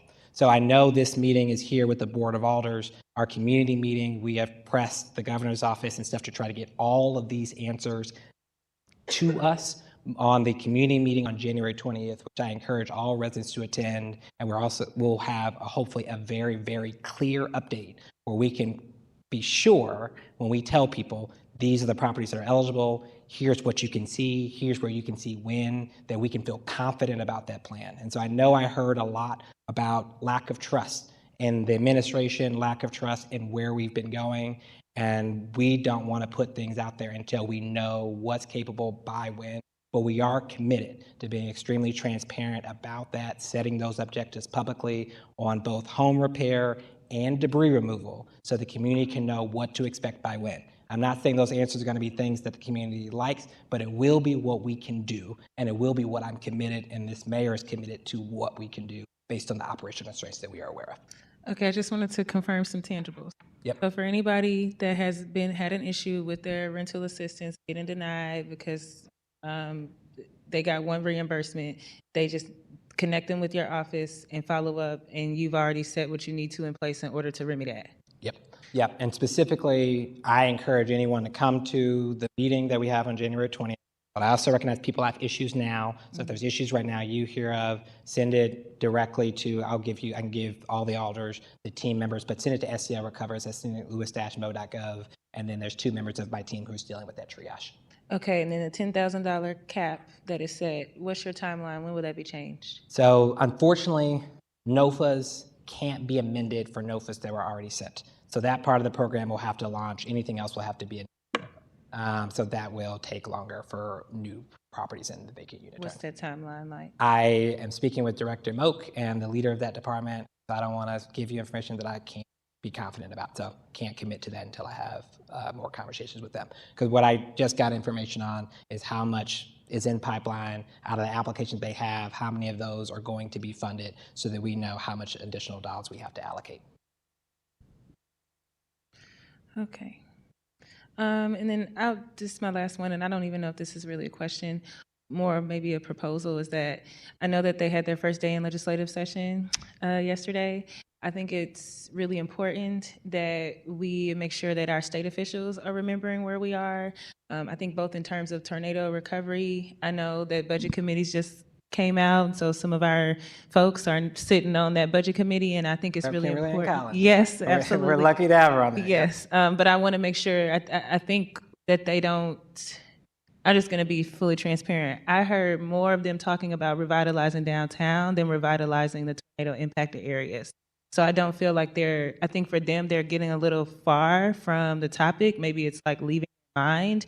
And so perhaps like the budget committee in our offices, like working together to write out a list of like what our legislative priorities are or what our asks are. I just don't, like for me, I don't want to hear like any senator or any representative. I think every time one of us talks about like revitalization, improving our city, we need to make sure that we don't forget about the folks who just lost everything. And I just feel like that for some of them has left the window. So I think it might be good for us to work together to send them a list of here are our budget priorities. And I would love for tornado recovery and even the funding of these neighborhood plans, because I do sit on the planning commission and I love sitting on the planning. But those plans are there, but they don't necessarily have any funding sources. So I wonder if there's a way that the state can help us to fund some of those plans. I know for the bill, their neighborhood plan just got approved. It's great, but we got to make sure they get some funds and some sources to put that in place. And perhaps it doesn't all have to, the Eco-Devo tax doesn't have to be the go-to for everything. But that would just be my proposal for the committee, for you, for all of us to work together on like sending some legislative priorities specifically relevant to budget, since they're in that season right now, that we would like the state to consider funding. I think that's a great idea. I was just on the phone with Rep. Collins this evening talking about this exact thing. We as a city have historically not ever had joint unified priorities that we've worked with our state delegation and our federal delegation to make sure that they're clear on what the city's priorities are and that we're working in a unified way. That was a direct comment that came out of our conversation. And I raised it with the mayor and with the chief of staff to figure out how we get a path to make sure that's extremely clear. Thank you. Appreciate it. Alderman Velasquez. All right, thank you. I will just ask a couple quick questions, but I do want to echo one of Alderwoman Sanye's points. One, I want to thank the public for being here. Actually, a couple of your points, Alderwoman. Thank you, Mr. Hill, for being here. Thank you, Mr. Nix, for showing up tonight. I think one of the things that is important and a function of this budget committee is not just to look at numbers, but look at numbers in context, which is, I know that you've been doing your best tonight, but why your presence is so important, not just for us as legislators, but also for the public to hear about these numbers in context. And we appreciate that you're going to have a meeting on January 20th, but the budget committee serves that purpose to look at the numbers in context. So that's why we're asking all these related questions. And I think that's really an important component of this process. So with that, I just want to ask a couple of quick questions and try and make it quick. I know that we don't have a firm number of, you said 3,200 homes are moderately damaged. Do we have an up-to-date number on the number of displaced people? So the number of displaced people that we had total in the tornado was 3,107, if I remember correctly, on the total amount of people that we had as in uninhabitable dwellings at the time of the tornado. Say it again, please. I think is it in yours? I think it's in the pages. Sorry, let me just pull it up to make sure. It's 3,028. So 3,028 households were displaced at the time of the tornado. Households, but that's not people. Yeah, it's not the number of people in it. I can get you the exact number, but it roughly mimics most of the stats are, which is about 2.5 people per household. So you can say that that's 6,000. That's 7,500 roughly individuals, but 3,025 households. What we've done is we did our winter outreach plan. We had 2,137 households that we were able to make contact with. We made attempted contact to every single door. So I want to say thank you to Action St. Louis, who is our core partner, doing a lot of the door knocking and being led directly by that group. We had phone banking and operations that went to try to make sure that we had both a door ground game and people calling the numbers that we had. We were able to make contact with 70% of people. We are connecting those 70% of people or 70% of households? households. So 2,137 out of the 3,028 households were reached. We did a winter shelter intake forum to actually figure out what their current needs are. We're connecting them to caseworkers and figuring out what their diverse sets of issues are and getting those resolved. So we'll be able to provide a little bit more of an update. I know the team's currently running the numbers of what's the status of all those people. Are they in their home? Have they found a permanent location? I have not gotten those summary numbers yet, but my team's directly working. And I think I can say that we're all very glad to see an investment in winter shelters and shelters in general, and there needs to be more. But what percentage, I know you just said you don't have all the data, but so far, what percentage have you found of the people that you were planning the shelter have a pathway toward a permanent home? Because these are all interrelated, right? Like if there's not, people aren't applying for, can't get money to keep their rent going, they may be going into a shelter. So what, do you have an idea of how many people, of what the percentages of the pathway of those people in shelters? That is the thing that they're analyzing in the numbers to make sure you got to get a confident picture. The numbers I saw, there were things that didn't feel right, so I don't want to give you a number on that yet, but that is the exact question that we're asking, is that all 3,028, we need to see, do they have a pathway to a safe housing plan? That is the directive that my team is aware of. That's the directive that me and the mayor agreed on, and we're live reviewing that for these cases to start to track that. And Will so you have those numbers by the 20th? by the 20th? Your community meeting? I will see. Okay. It's a good goal. I don't have any other questions. Thank you. Alderman Devoti. I'll echo my colleagues in thanking you for coming tonight and participating. So thank you. Mr. Hill, I do have a handful of questions for you. And Clerk, Madam Clerk, if we could display page 11 so that anybody who is here might be able to follow along with my questions. Could you repeat that? I could. Page 11 of the presentation. Sure, one moment. So if we could, Mr. Hill, I'd like to take you back to the RAMS funds. I understand that's the specific discussion point tonight. And as I look at page 11, I know we're getting there. I'm impatient. As we look at page 11, I'm also the new guy, the rookie on this committee. So these guys are used to looking at data, looking at columns, hearing all of the terminology. I'm not. And you moved really fast tonight. So Okay. I need you to back up for my edification and just answer a handful of questions. So we've got page 11. This includes the data with respect to RAMS funds allocated by the board for tornado relief, correct? Correct. Yes. And it's split essentially into, well, with respect to those funds, we're looking horizontally, and we're specifically looking at the two rows that are in light blue, correct? Correct.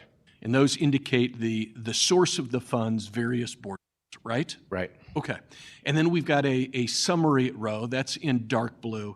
And with respect to RAMS funds, we've got a total of $43.7 million, correct? Correct. Okay. So then if we work our way going right across this particular table, we've got 4 columns: budget, awarded, contracted, spent. Budget's obvious. That's the amount identified in the specific board, correct? Correct. Okay. This is where I lost you. Okay. This is me. I'm sure it's me. But we talk about awards. Define for us what an award is. An award is a process where in most cases, we put it on an RFP for work to be done. we get bidders, we select a winner, we then take that winner to and there's a selection committee that's made up of the comptroller and the board of aldermen. We take that winner to an E&A meeting to approve that contract award. So when we see a number associated with an award, that's a particular expenditure where a need's been identified, someone has been solicited to fill that need, and we have gotten enough through the process where that particular item has gone through, been presented to, and gotten through E&A, correct? Correct. Okay. And Alderman Devotee, there's a bunch of steps in that process, like drafting an RFP. The selection committee reviews that. We send it out. They get a couple weeks. The bidders get a couple weeks to respond. We have a selection committee where we meet with a short list of bidders, and then we vote as a selection committee and select one, and then we take that to the E&A. Okay. And that is not part of the goal of having 30 days for new contracts and 15 days for amendments, correct? Right.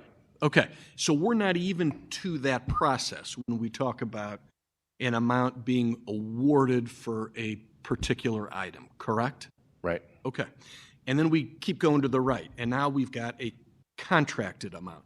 What does it mean when we talk about an item being contracted? We have gone through the process and have negotiated contract with the other party, have agreed on all the terms and the scope and the costs and the deliverables. And then it routes through the city's process for approval, which includes the comptroller, the contract group, the register, all those steps to effectuate and execute that contract. And that's where we start talking about your testimony about a target 30 days for a contract. Yeah, that's what we were shooting for. Yeah, so we haven't met that goal yet, but moving forward at least, that's the target, correct? We met them with the October contracts, but the November and December contracts we have not met. Which you made very clear to us, and you've admitted we blew it. We didn't meet our goal at least. Right, we did not meet our goal. Fair enough. Okay, so as we're looking at this particular table, we've got a total budget of $43.7 million under the RAMS money. We've got $38.6 million through the award stage. Yep. Right?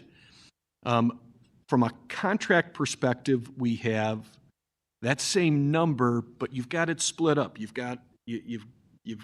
given us one number, but then it's in the second in paren. Yeah. What is the paren? The parentheses are those contracts that have been agreed to and have been signed on our end, either by Adam Pearson in the Department of Human Services and the mayor's office, Julian and the mayor, and then they are routing through the process. So they're in City Hall routing from the comptroller to the registrar to the contracting, and which means they should be done in the next 3 to 5 months. Yeah. So having said all of that, I think about an hour and a half ago, Chair Aldridge was asking you questions with respect to getting boots on the ground, seeing activity. And you made mention at some point in the process, even though the contract hadn't been executed, there should be boots on the ground and work getting done. When we look at your table on page 11, when you were describing that process to the chair, where are we? So this $38.6 million, all the contracts awarded in that $38.6 million, those companies that we've awarded work to, they started immediately after the E&A meeting when they had a notice to proceed from the E&A approval. So the work started. Okay. So I'll give you, just to add color. I was going to ask for an example, but I'll let you. That's exactly what I was about to give you. Yes. So for example, Peter and Paul Community Services is the primary shelter provider that's been doing all of our Code Blue shelters.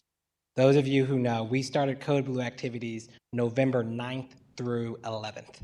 They have been providing services since November 9th through 11th, but their contract is what's getting signed and in that routing. And that's primarily because it got executed today. Okay, so that one just got executed today. But that gives you an example of services that started on November 9th.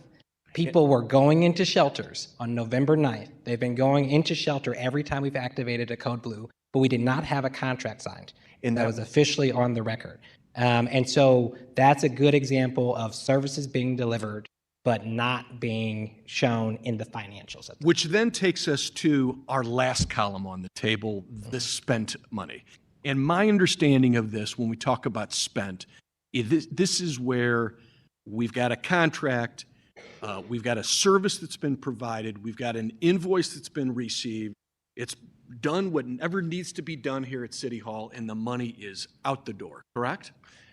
Most of these large contracts are billing monthly, for example. So if it, again, in my example, if it's a $5 million contract, they're going to provide services over the next 6 months. They're going to bill $750,000 a month. My point is, if I'm understanding this correctly, and maybe I'm wrong, and I need you to straighten me out, is it wouldn't be fair to look at this process and judge it by column 5, the spent column. Right. Is that a fair statement? That is a fair statement. Okay. We judge success by column 2 for most of our major contracts because that is what they need to start the work. The idea being is because that's what needed to start the work, and in the vast majority of instances, that's when the boots get on the ground and the work gets done. Yes. Okay. That being said, there are some groups where that is not the case.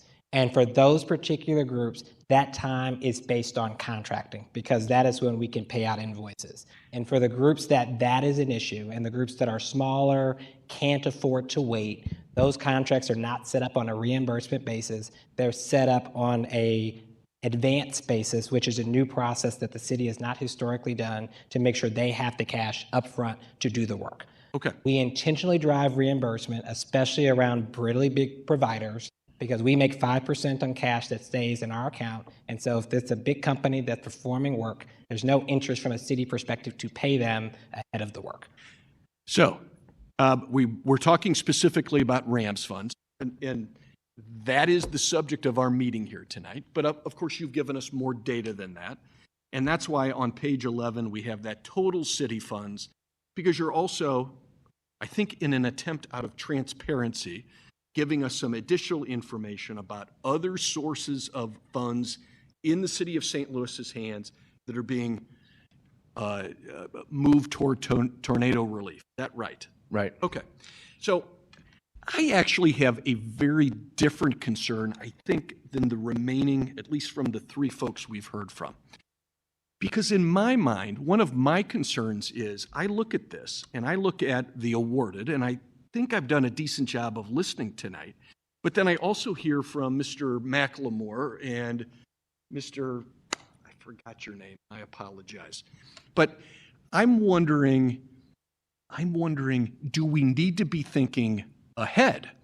In other words, with the money that the Board of Aldermen has allocated, and with what the city of St. Louis and your office has in the pipeline, and the processes that you've started, we're looking at a nut, I think in terms of nuts, $123 million. We basically have, if I'm understanding you right, $102 million accounted for, which means if we do some math, and I'm not as good as the chair, but on the fly, we're looking at about $21 million to address those things that have been talked about here and have been talked about over there. And then we also talk in terms of the things where the state of Missouri is sitting on its hands and we can't get FEMA to respond. And oh, by the way, we've got to get through the winter. So I guess my concern is, knowing that this particular session is very quickly coming to an edge, is when you look ahead, do we need to be thinking in terms of more funding? And if so, for what purpose?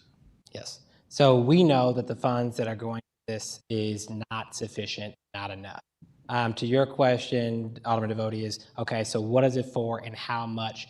Now that we're getting better information on this, we have better information on the cost of repair, we're actively working on sizing the full projections of what we call the unmet need. So that is really understanding, okay, and a lot of this requires the data for us to know what's happening. We know someone estimated that they have private property debris. That may be that they need a home repair. They may need that they need a tree removed. We don't know yet. But what we're trying to do now is, now that we have all those properties coming in and we have contractors there and we have the first set of evaluations happening, we're able to start seeing what we think the type of work is going to be and how much it's going to cost. And that's going to allow us to drive projections on all the home repair costs under our existing programs that will be fund, and how much that's going to be based on applications that are still open, and able to provide an exact number there. We do know that that will be a huge focus of conversation with the Board of Aldermen. We are thinking about that. We are trying to get to good numbers so we can have that conversation broadly with the board and with the mayor. So let me ask a question that I think if Mr. Macklemore was sitting in my chair, I'd ask you. And that I already is know that question too. If I keep going. And that is, from my position, I'm real concerned about progress. I'm real concerned about seeing movement. So looking ahead, what do you have to say to me with respect to not this Rams money, which, by the way, and again, I'm not as good with math, but we're about 90% into the allocation here, gone, spent, accounted for. So I think if Mr. Macklemore was sitting here, he'd say, hey, I'm concerned about speed. I'm concerned about this idea of having some urgency. What's the plan, man? Yeah, and what I'd say is right now so let's talk about what people are most kind of focused on, right? Is we have our rental assistance program, we have our shelter program, and those programs are up and running, and we're directly getting and focused on getting those dollars out to the people that need, and we'll have a better sense of the size of the need as those programs run out. Specifically for debris removal and private property assistance and housing, that's exactly what the focus of the entire January 20th meeting is talking about what that overall kind of plan, approach, and timeline looks like. Again, the reason why we have not been able to share it is we have not had concrete information from the state's program that back into our programs. The city just brought on our home repair contractor who's going to be launching the large scale of home repair. They are in the process of building those realistic plans. We will share it as soon as we have it, and we know it's been frustrating, but it is our entire intent to have those plans finalized. But what I will say that I want to just tweak your comment, Alderman Devotee. We have awarded, for example, $5 million to SLS. They are the home repair contractor. They have been awarded, they can spend down. But however, the amount of funds that they have has the potential to do about 300 home repairs. That has not happened yet, right? So there is a large scale of that funding that now that they are set up as a program, that is work that Michael and the community has not seen yet, that will roll out over the next 2 to 3 months. Which is fine. But if I'm in his shoes, and I've got mold, and I've got the open, I hear your plans, and I think, well, that's good. I'll tell you what, from my perspective as a South City alder, when I have my town hall in 2 or 3 weeks, I can get up in front of my folks that walk out of their doors in the morning, and it's as if it's May 15 all over again, right? And I can say the city of St. Louis, I feel confident in saying the city of St. Louis is doing a really nice job of making sure that funds that go out the door toward tornado relief are being spent wisely, that there is limited waste. You can rest assured, resident of the Hill or Southampton, things are going the way they're supposed to go. And they're happy, okay? But I also realize that if I didn't represent someone living in Northampton or Southwest Garden, and I represented someone who lived next to Mr. Macklemore, again, the need for speed and urgency would give me a completely different perspective. And I realize you and I have talked, and Mr. Hill and I have talked. You guys are busting your tail end. I do appreciate your transparency, for what it's worth, because I think if you weren't being transparent, you would never include slide on page 16, because it doesn't look good, right? No. So I do think you're putting the data out there. But I think, to make his point, we gotta get this process moving. Yes. I mean, let's not kid ourselves. We're not going to be rebuilding a 125-year-old brick building that was 4,000 square feet with a slate roof. It ain't happening. But at the same time, there's a lot that we can do that we need to be doing with a greater sense of urgency. And now I will get off of my And all I off can, of my and all I will say my to stand. to Michael, the entire community that has that, we share that. I will say there is not a single moment that the work that we're trying to set up is not moving without urgency. The reality is the speed of a recovery is dependent on the strength of the systems and the level of planning that happened well before. It did not happen.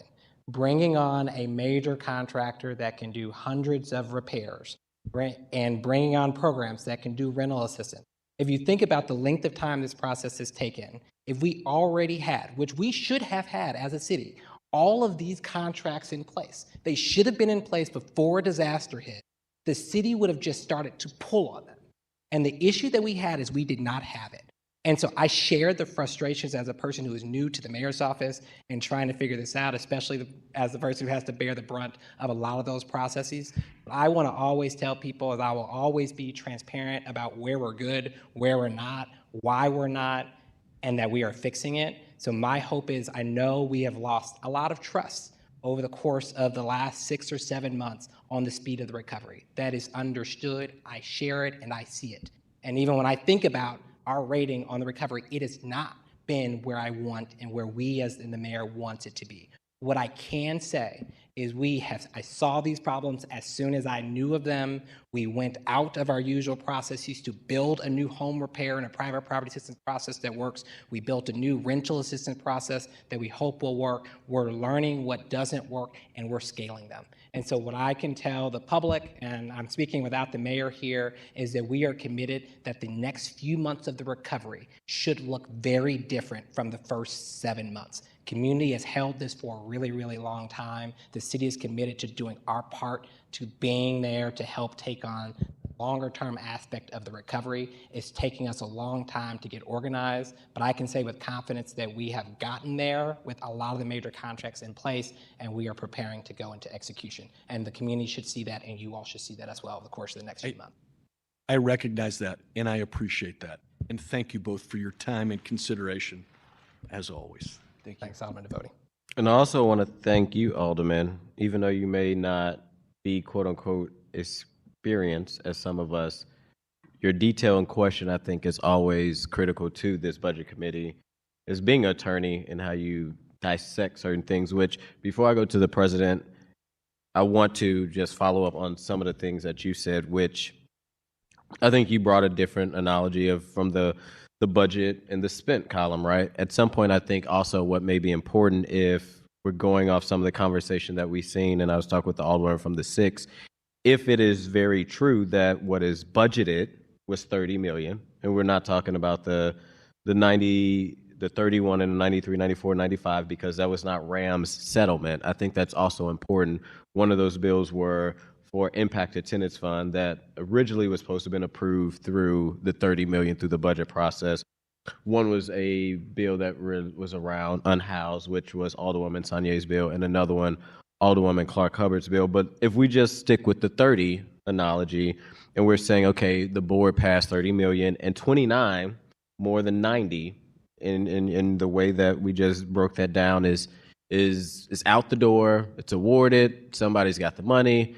We may not see it, that, it's contract. I think maybe what also would be a new slide that would, or a new corner that would be important is the progress, because when you lay all this out, you're not, we can't, I would say, see what that progress, which gets me to the question, because Mr. Julian, and I'm glad that you said over the next, after the 7 months, things will change differently. I'm gonna hold you to that. I've said already very clearly, I appreciate the work that's happening.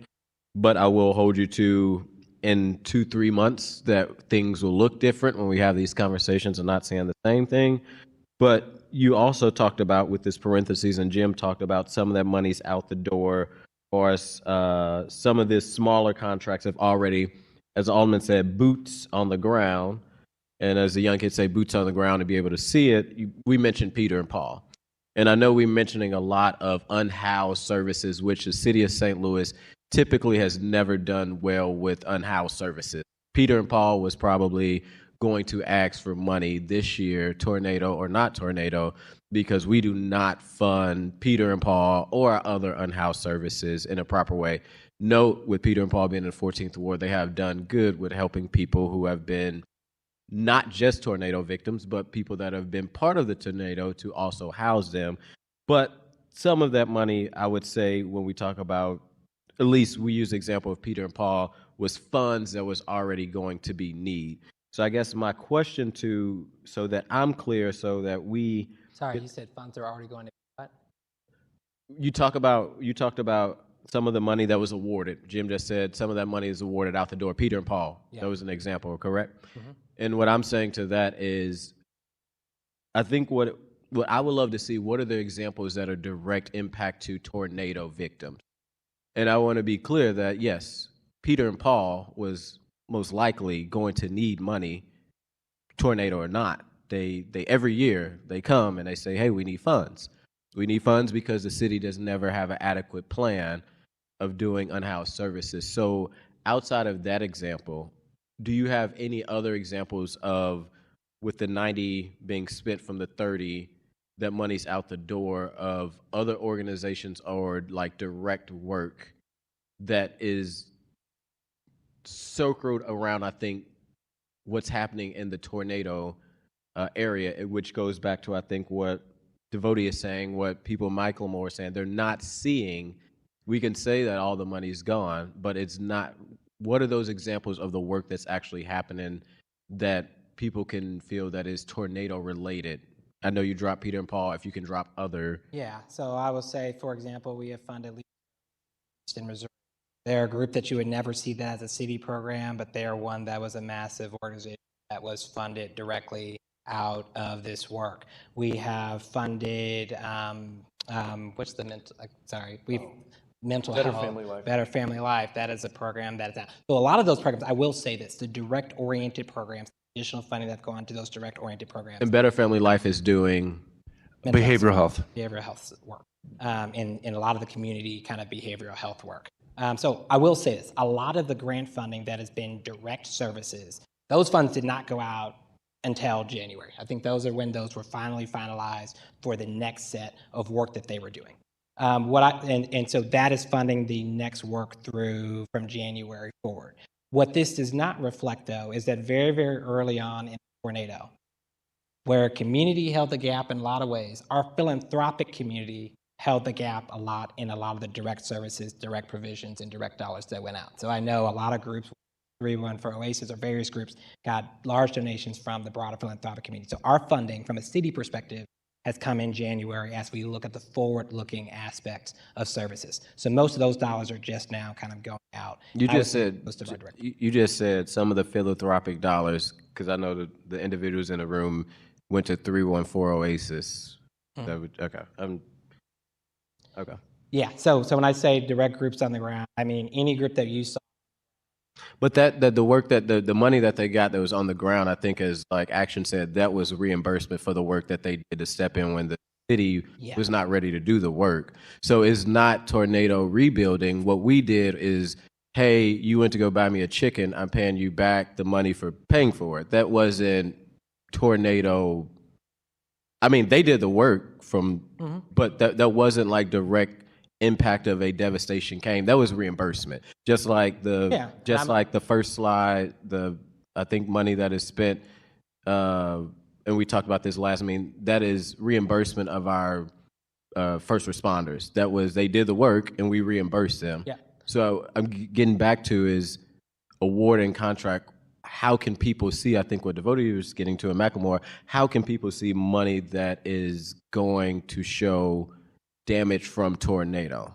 Yeah, and that's what I was saying. I was saying that like the past stuff was largely reimbursement basis, where the city funded a fraction of the cost that the nonprofits spent on the ground. And what I'm saying is a lot of the work that a lot of the nonprofits did, the community of St. Louis City, the broader philanthropic community, donated a lot of resources that helped drive a lot of that work. Our program was a reimbursement basis up to a certain amount that took into account what they may have fundraised and what they may not have. When we talk about future-oriented services to continue to provide funding, those are a lot of the major grants that's right here. So that's the nonprofit emergency grants, but there's another page that should have the forward future-looking grants. Those are the ones that are for forward-looking as we look at July for January onward. Do you have which ones are the, sorry, let me. So if you kind of fast forward into this one, so go back to Exhibit 3. Go back, Ms. Orr. One more. So that one before there. Yeah, this one. So for example, these are groups where if you are getting disaster case management support directly connecting to housing services and things like that, you're interacting with Salvation Army, Hope, LifeWise Catholic Charities of St. Louis, or IHN, you are receiving direct services just as a result of some of these dollars. If you kind of fast forward into Exhibit 5 from the vacant unit turn on page 28, if you are a person who eventually moves into these units, that'll be the direct impact you see from those dollars. But of course, they have to repair the unit and people have to move. And with that, with the pause, I think when Alderwoman Sanye talked about that 10,000, and I will stop to pass it to the president, but we'll see it. But we also, out of that, how much of that vacant unit turn has been turned over so that people can see it. I grew up in Murphy Park. I still represent Murphy Park. I've talked to McCormick and Byrne. I know that they are struggling to try to figure out how to turn these over. Again, we talked about we had an urgency of winter. Winter is coming. Winter is going. We're about to be in summer. So out of the 344 vacant unit turns, how many are turned over? Yeah, so like how many exactly How many can people, I'm an impact from a tornado victim. I need to get into housing. The city has put money to McCormick and Byrne. They put money to Homer G, so that they can move in. Out of that 344, I guess how many of those vacant unit turns actually turned? Yeah, that's a number that I literally asked for kind of a final new update on. Like I said, there's been a lot of transition over CDA to get those exact numbers. Do we know if any of them has been turned? Yeah, we know that a number at Homer G. Phillips were made available and people were placed into there, and we know that there were others that have been open. A lot of them are still underway. I'll be transparent and say a lot of them are still underway.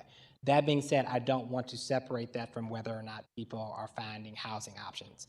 We have been working from the very beginning with the Red Cross and the disaster case management services and the Urban League when we put people into shelters to transition them to empty units somewhere in the city. So this program was specifically built because when we were doing projections on rehousing aspects of programs, we knew that across the city of St. Louis, there was not a lot of available housing. And we knew that that may be true for Tornado, but quite frankly, true for other people with housing stock. And so we're working to make apartments available. But for example, we have 60 people that are currently in aspects of hotels that we are matching into housing as we speak, including slating people for these units and things when they're done. But we will have more information to share, as like I mentioned, as we work through kind of aligning on the broader sets of KPIs and measuring those and reporting back out. Because I think the key number that what we should be tracking is how many of that 3,000 have found safe housing and how many have not. How they find it, whether it's because it's a unit that's available, a rental assistance program that came from a nonprofit, those aren't the core things that I don't really care about the how. I care about us painting a path to maximizing people finding safe housing. And those are the types of metrics that we hope to be able to give better details on over the coming weeks. Okay, thank you. Thank you, Madam President, for letting me jump in on that one. Madam President. Thank you, Mr. Chairman. And I'm sad that Alderman Devotie left the room for a second because I wanted to tell him that I'm officially an Alderman Devotie stan after his commentary. I think that he took us directly to where we need to be and where we need to be having this conversation going forward. Because when we look back, the Board of Aldermen, we did our job, and we did our job very quickly. We got $43.7 million out the door, or I guess through the board. And bulk of that money we got passed in 10 days. I have never seen the Board of Aldermen act with that urgency on an issue before. And then, we look at the contracts that have been awarded, right, through ENA. That 38.6 million has been awarded through ENA. So in ENA, we're doing our job. We're getting things done. We're meeting every other week. If we have to, we've even had some meetings beyond that to make sure that we can get some of these funds authorized in the time that they need to get authorized. And I think to Alderman Devote's point that we are approaching a time where if we are forward thinking, we very quickly have to realize that we do not have enough money in the pipeline for where we need to be. And I think we also have to recognize that we are living in some very scary and insecure times where we do not know what FEMA is going to do. How much have we gotten in terms of actual in-hand FEMA reimbursement so far? $107,000. $107,000 is all that we've gotten back from the federal government, from all the money that we've spent. With 25 million made it through the audit process to the very end for someone to push a button to pay. I mean, and that is insane. And what I learned yesterday is that, there are communities in Iowa who were hit with a disaster 2 years ago who are still waiting on reimbursement. The federal government is not coming to save us. And what we see every single day is there is more and more of an effort to cut FEMA, to this gentleman's testimony earlier. And if we're honest, that money is being redirected toward ICE. And that is where a lot of that FEMA money is going right now, is to Homeland Security to see some of these raids that we're seeing. And we should all really be appalled that we have folks that are in desperate need of housing and support in our community, and that money is being redirected toward activities like the tragedy we saw yesterday in Minneapolis. Also, so knowing that our next steps need to be thinking proactively, I think that it is time for this body, along with the mayor's office, to be thinking, and not just thinking, acting on getting additional funds deployed. I have to be honest, I was pretty disheartened when I read, I think it was St. Louis Magazine this morning, and there was a quote from GSL saying that there had been negotiations happening over RAM settlement dollars. And I'm sitting here thinking, well, I haven't been contacted about any of those negotiations. And I would say we were equally as surprised by that statement. And I will say on the record, there have been no official plans for the RAMs that have been separate of the Board of Aldermen's office in that. And so we will be having direct conversations around that, but there have been no plans around that aspect of the RAMs. And I think it's important in those conversations as we go forward. Action St. Louis and their fellows have showed up every single meeting. And I think often the access to the table to decide how funds like this are spent are easily granted to organizations like GSL and not so easily granted to organizations like Action St. Louis. Yeah. And well, so what I will say is our office has met with different people on the ground to talk about it.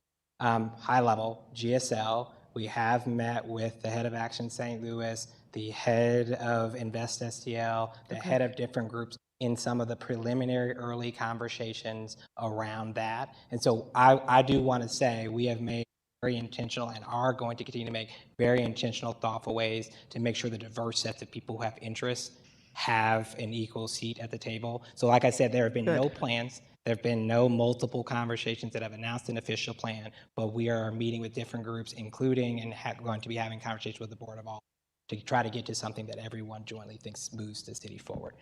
So I'll let the mayor lead on that particular item, but I wanted to say that those conversations are ensuring diverse voices are at the table. I am glad to hear that, and I want to encourage us to make sure that those parties are included on an ongoing basis. And before we get to a place where we are introducing any kind of bill, we have something that has real buy-in and consensus from the folks that are impacted the most and hurting the most.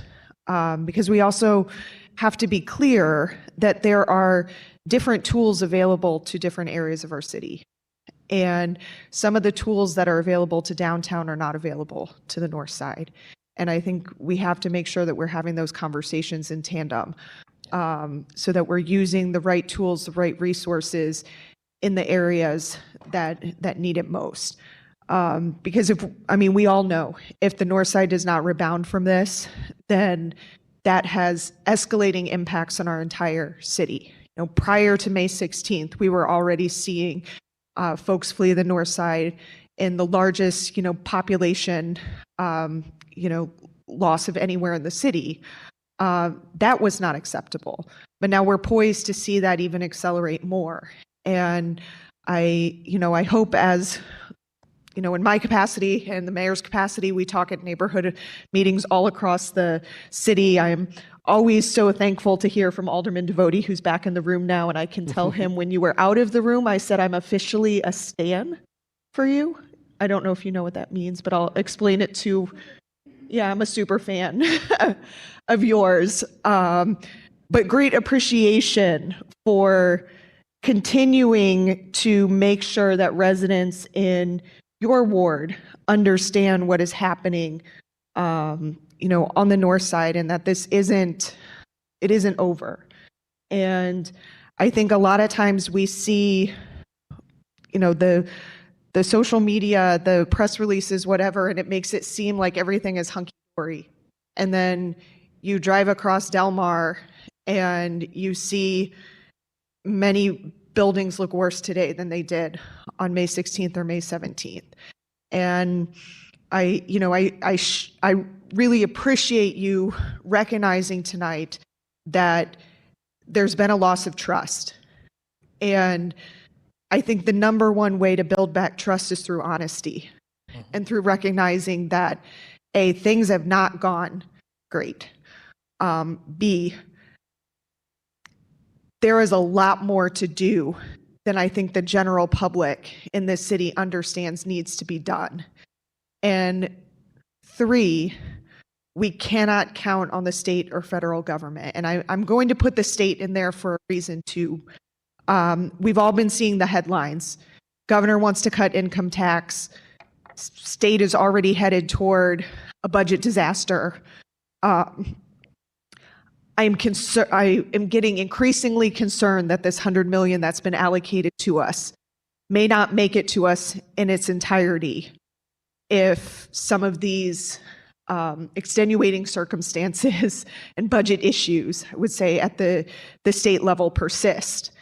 And if it does, I think given where the state is heading, we are very unlikely to see additional state resources if we are dealing with huge deficits that are being projected. So all of that is to say that at the end of the day, the buck stops at us locally, and it's not fair. We are the people who are the least equipped to do this and have the biggest job to do it. But I've seen the Board of Aldermen act uniformly and swiftly to get things done. And that is my, commitment and hope going forward, is that you say the word, my team and I are in a room with community partners discussing how we can deploy more resources, because we're at that point where we have to be having those conversations. And I don't want us to get to the 1-year anniversary and be standing there in the Ville and saying, this looks worse than it did on May 16th last year. We've got to show some progress, and progress that people can feel. And I think it's clear that we don't have enough resources right now to do that.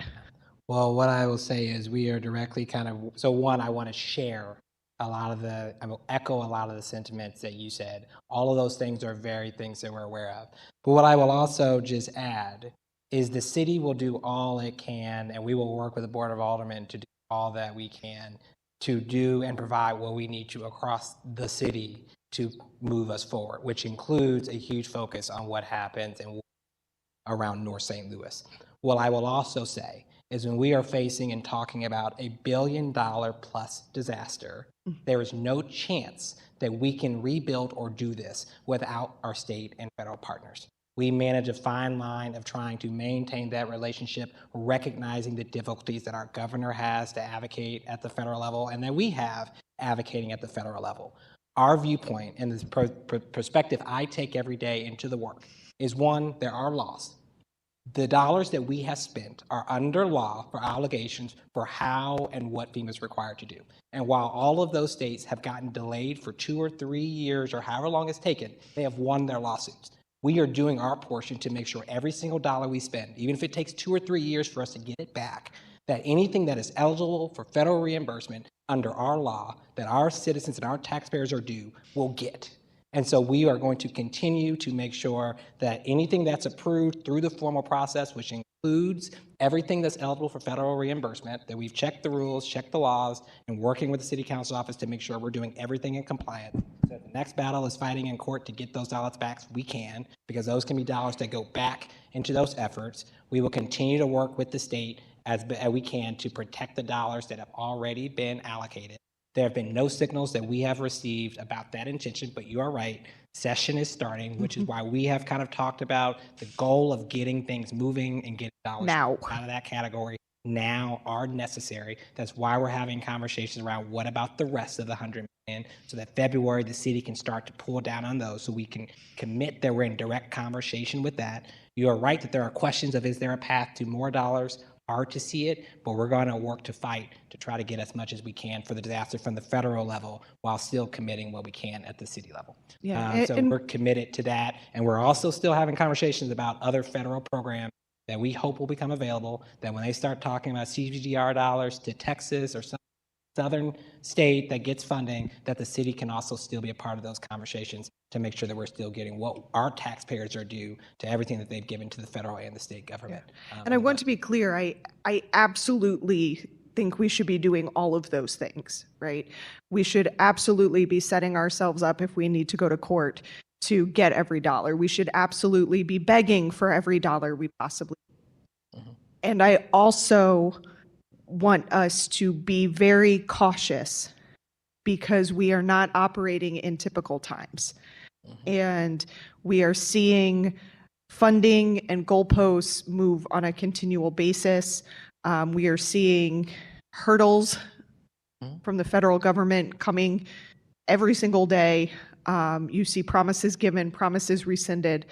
And I want us throughout this process to be looking at it with multiple scenarios.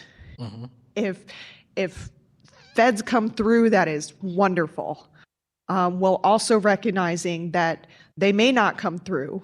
And if they do come through, it could be 4, 5, 6, who knows how many years before we actually get that funding.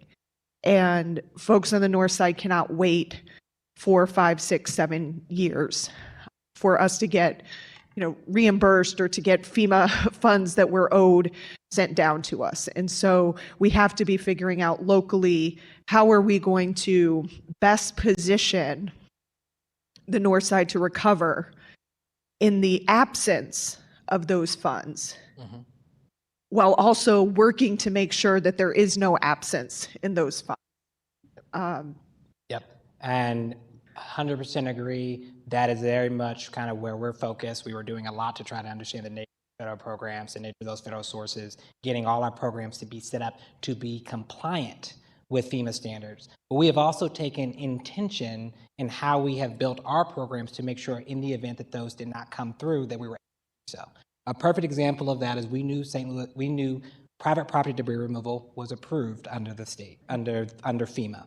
We know that the span of private property debris removal has traditionally included any housing, any commercial buildings, and any form of debris removal on private property that is both damage of disaster or that is required for economic recovery. I was not certain that we would get approved and that our worksheet would get approved for all that. So when we launched our contract for home repair, we also launched a contract for demolition and debris removal to make sure that we had a contract that we could pull on so that for whatever reason this program didn't work, we could be in a position with the Board of Alders and others to allocate additional dollars into it out of our own budget to do that. So we have been building those contingency scenarios as we work. We have not been able to do with the small team that I have and the massive amount of things we're building, been able to communicate that with confidence to the board and to the public.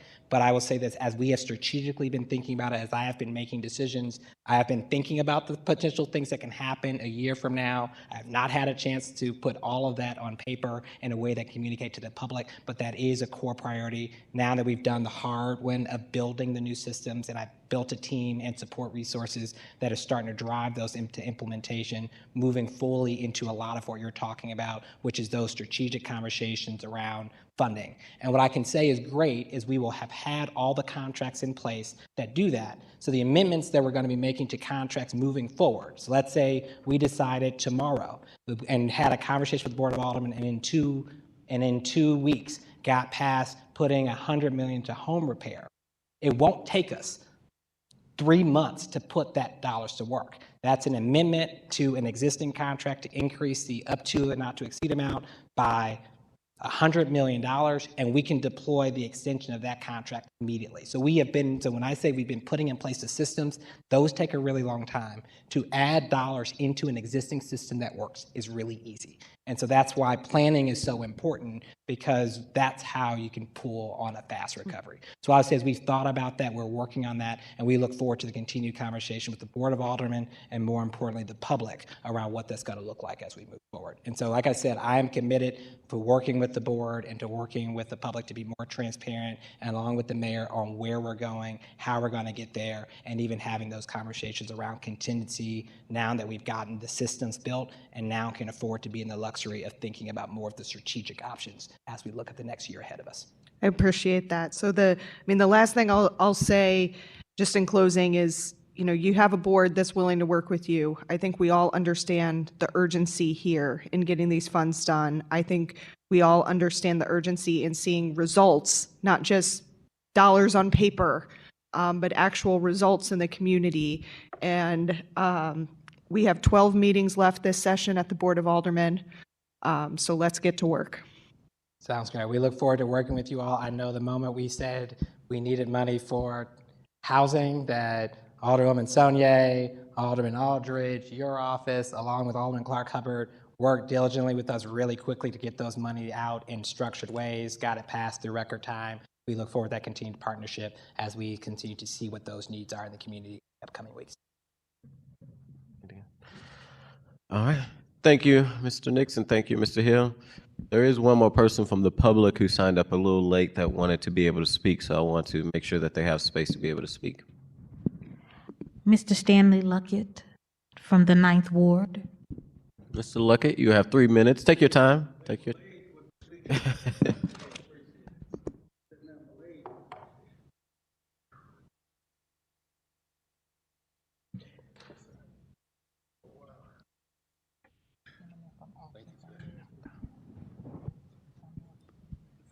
Hello.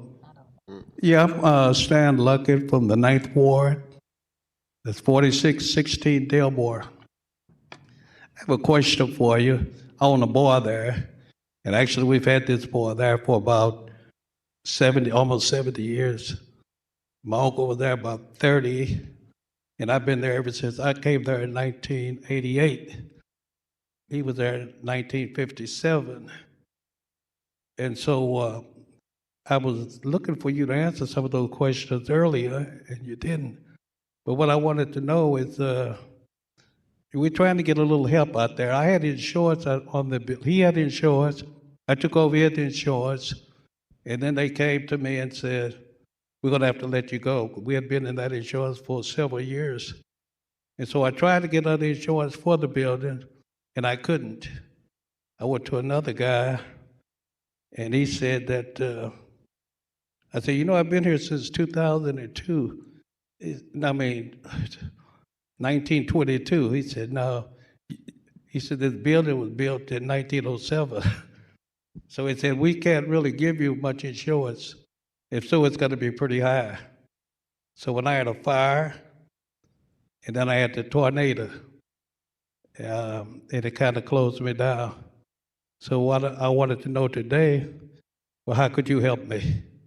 And I'm gonna make it short. Thank you for testimony. Usually we don't. We hear from the public.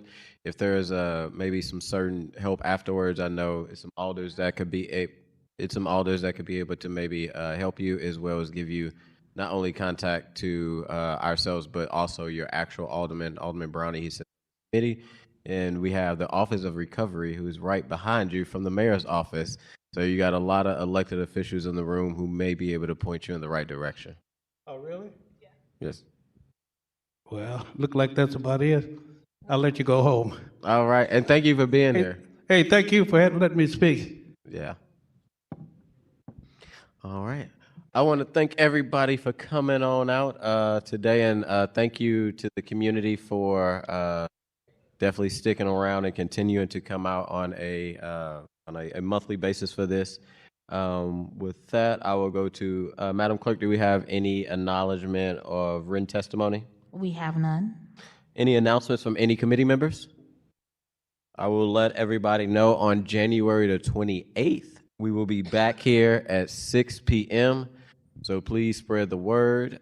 We will be hearing from the recovery office, where we will hear from Mr. Julian Nix and Mr. Hill on the 28th, because I know we work these dates out. I think one of the things we want to get a full scope of things, and being able to have both of you here would be amazing. So again, on the 28th at 6 p.m. to the community, please spread the word. We'll be here in the Kennedy room again. With that, I will also excuse the alderman from the 9th for necessary absence. I'll take a motion to adjourn. It's moved by the alderwoman from the 7th, seconded by the alderman from the 5th, aka the Stan Ward. All in favor, aye. All opposed? Motion carries. Thank you guys for coming.